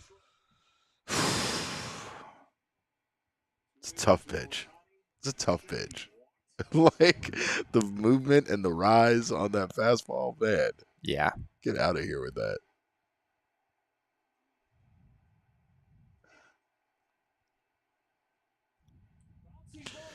That's going to be a double play. Wow. 2 outs. Wow. 2 outs, 9th inning, 3-2 Japan, nobody on base, and Mike Trout is the hitter.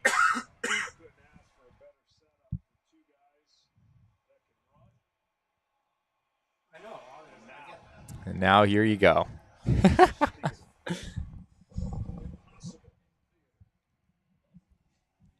2 outs in the 9th, and it's Trout versus Ohtani. Oh, my gosh. Bo found us because apparently he downloaded the Fox app on 3 devices that he owns for the 60-minute free preview. He ran out because we were over 3 hours, and now here he is with us. Oh, my God, what a moment. Does that mean we have to do play-by-play now? Yeah, we do. Ball one. Ball one down low to Mike Trout. 1-0. 1-0. They look professional. They do. No, there's no I'm not smiles. noticing, There's not no noticing winking. anything out of the ordinary. Oh, 100-mile-per-hour fastball. That's Trout just power versus power took right a there. deep cut at. Oh, man, did he take a cut? Did he take a cut? Oh, my God. 1-1. 1-1. 1-1. 1-1. Outside, 100-mile-per-hour, 2-1. Ohtani is putting a little extra mustard on that fastball right now. Brett says winner gets to leave the Angels. You can just tell, like.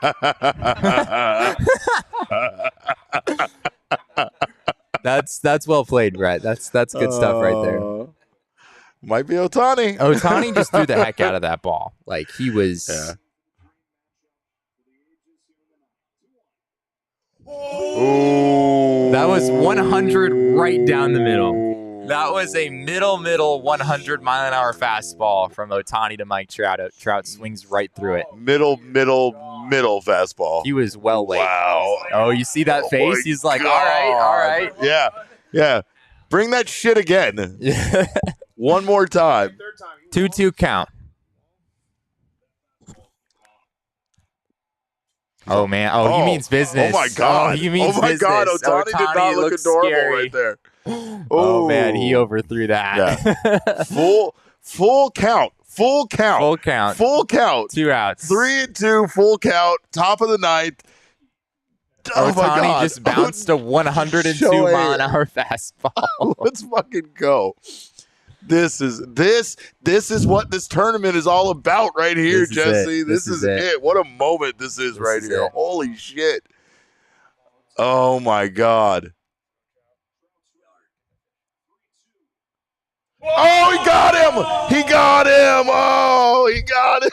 He got him with the 87 mile an hour.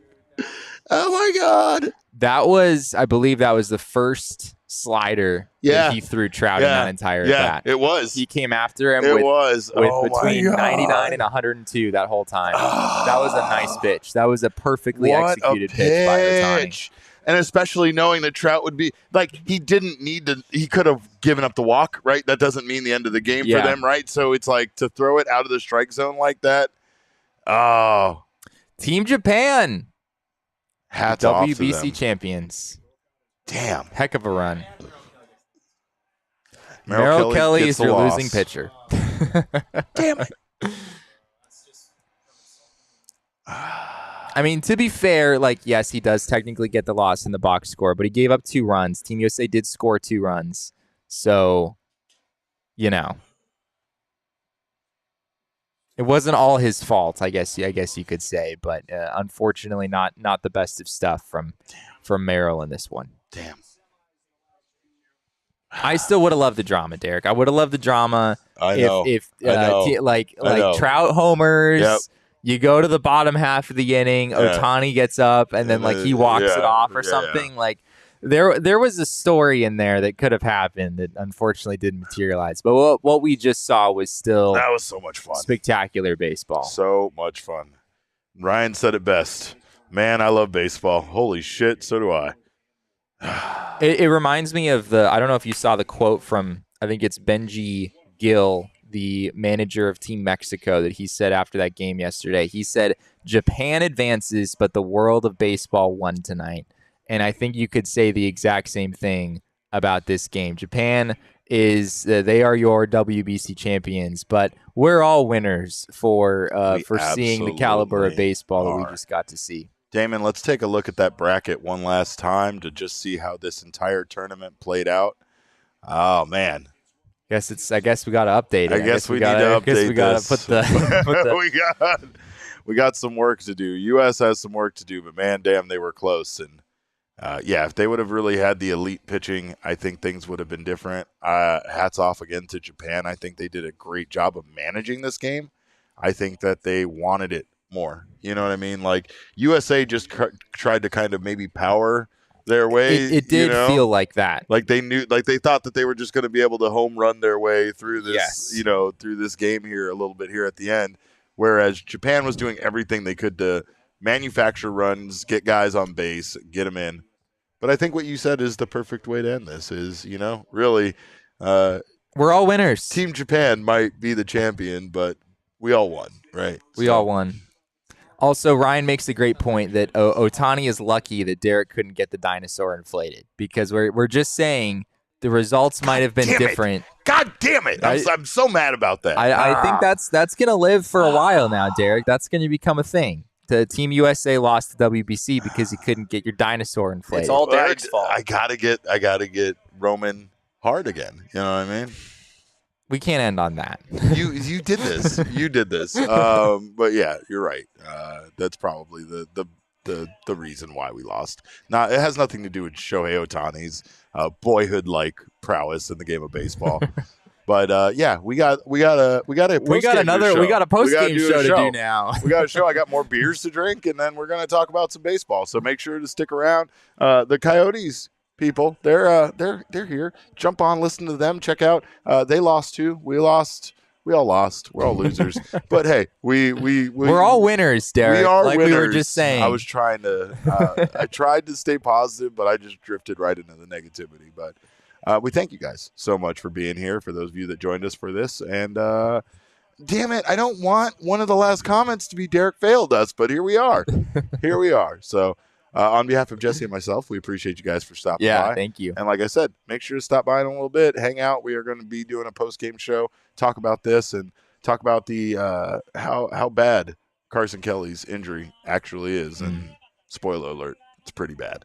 But we will see you guys in a little bit. And again, thank you guys for being here.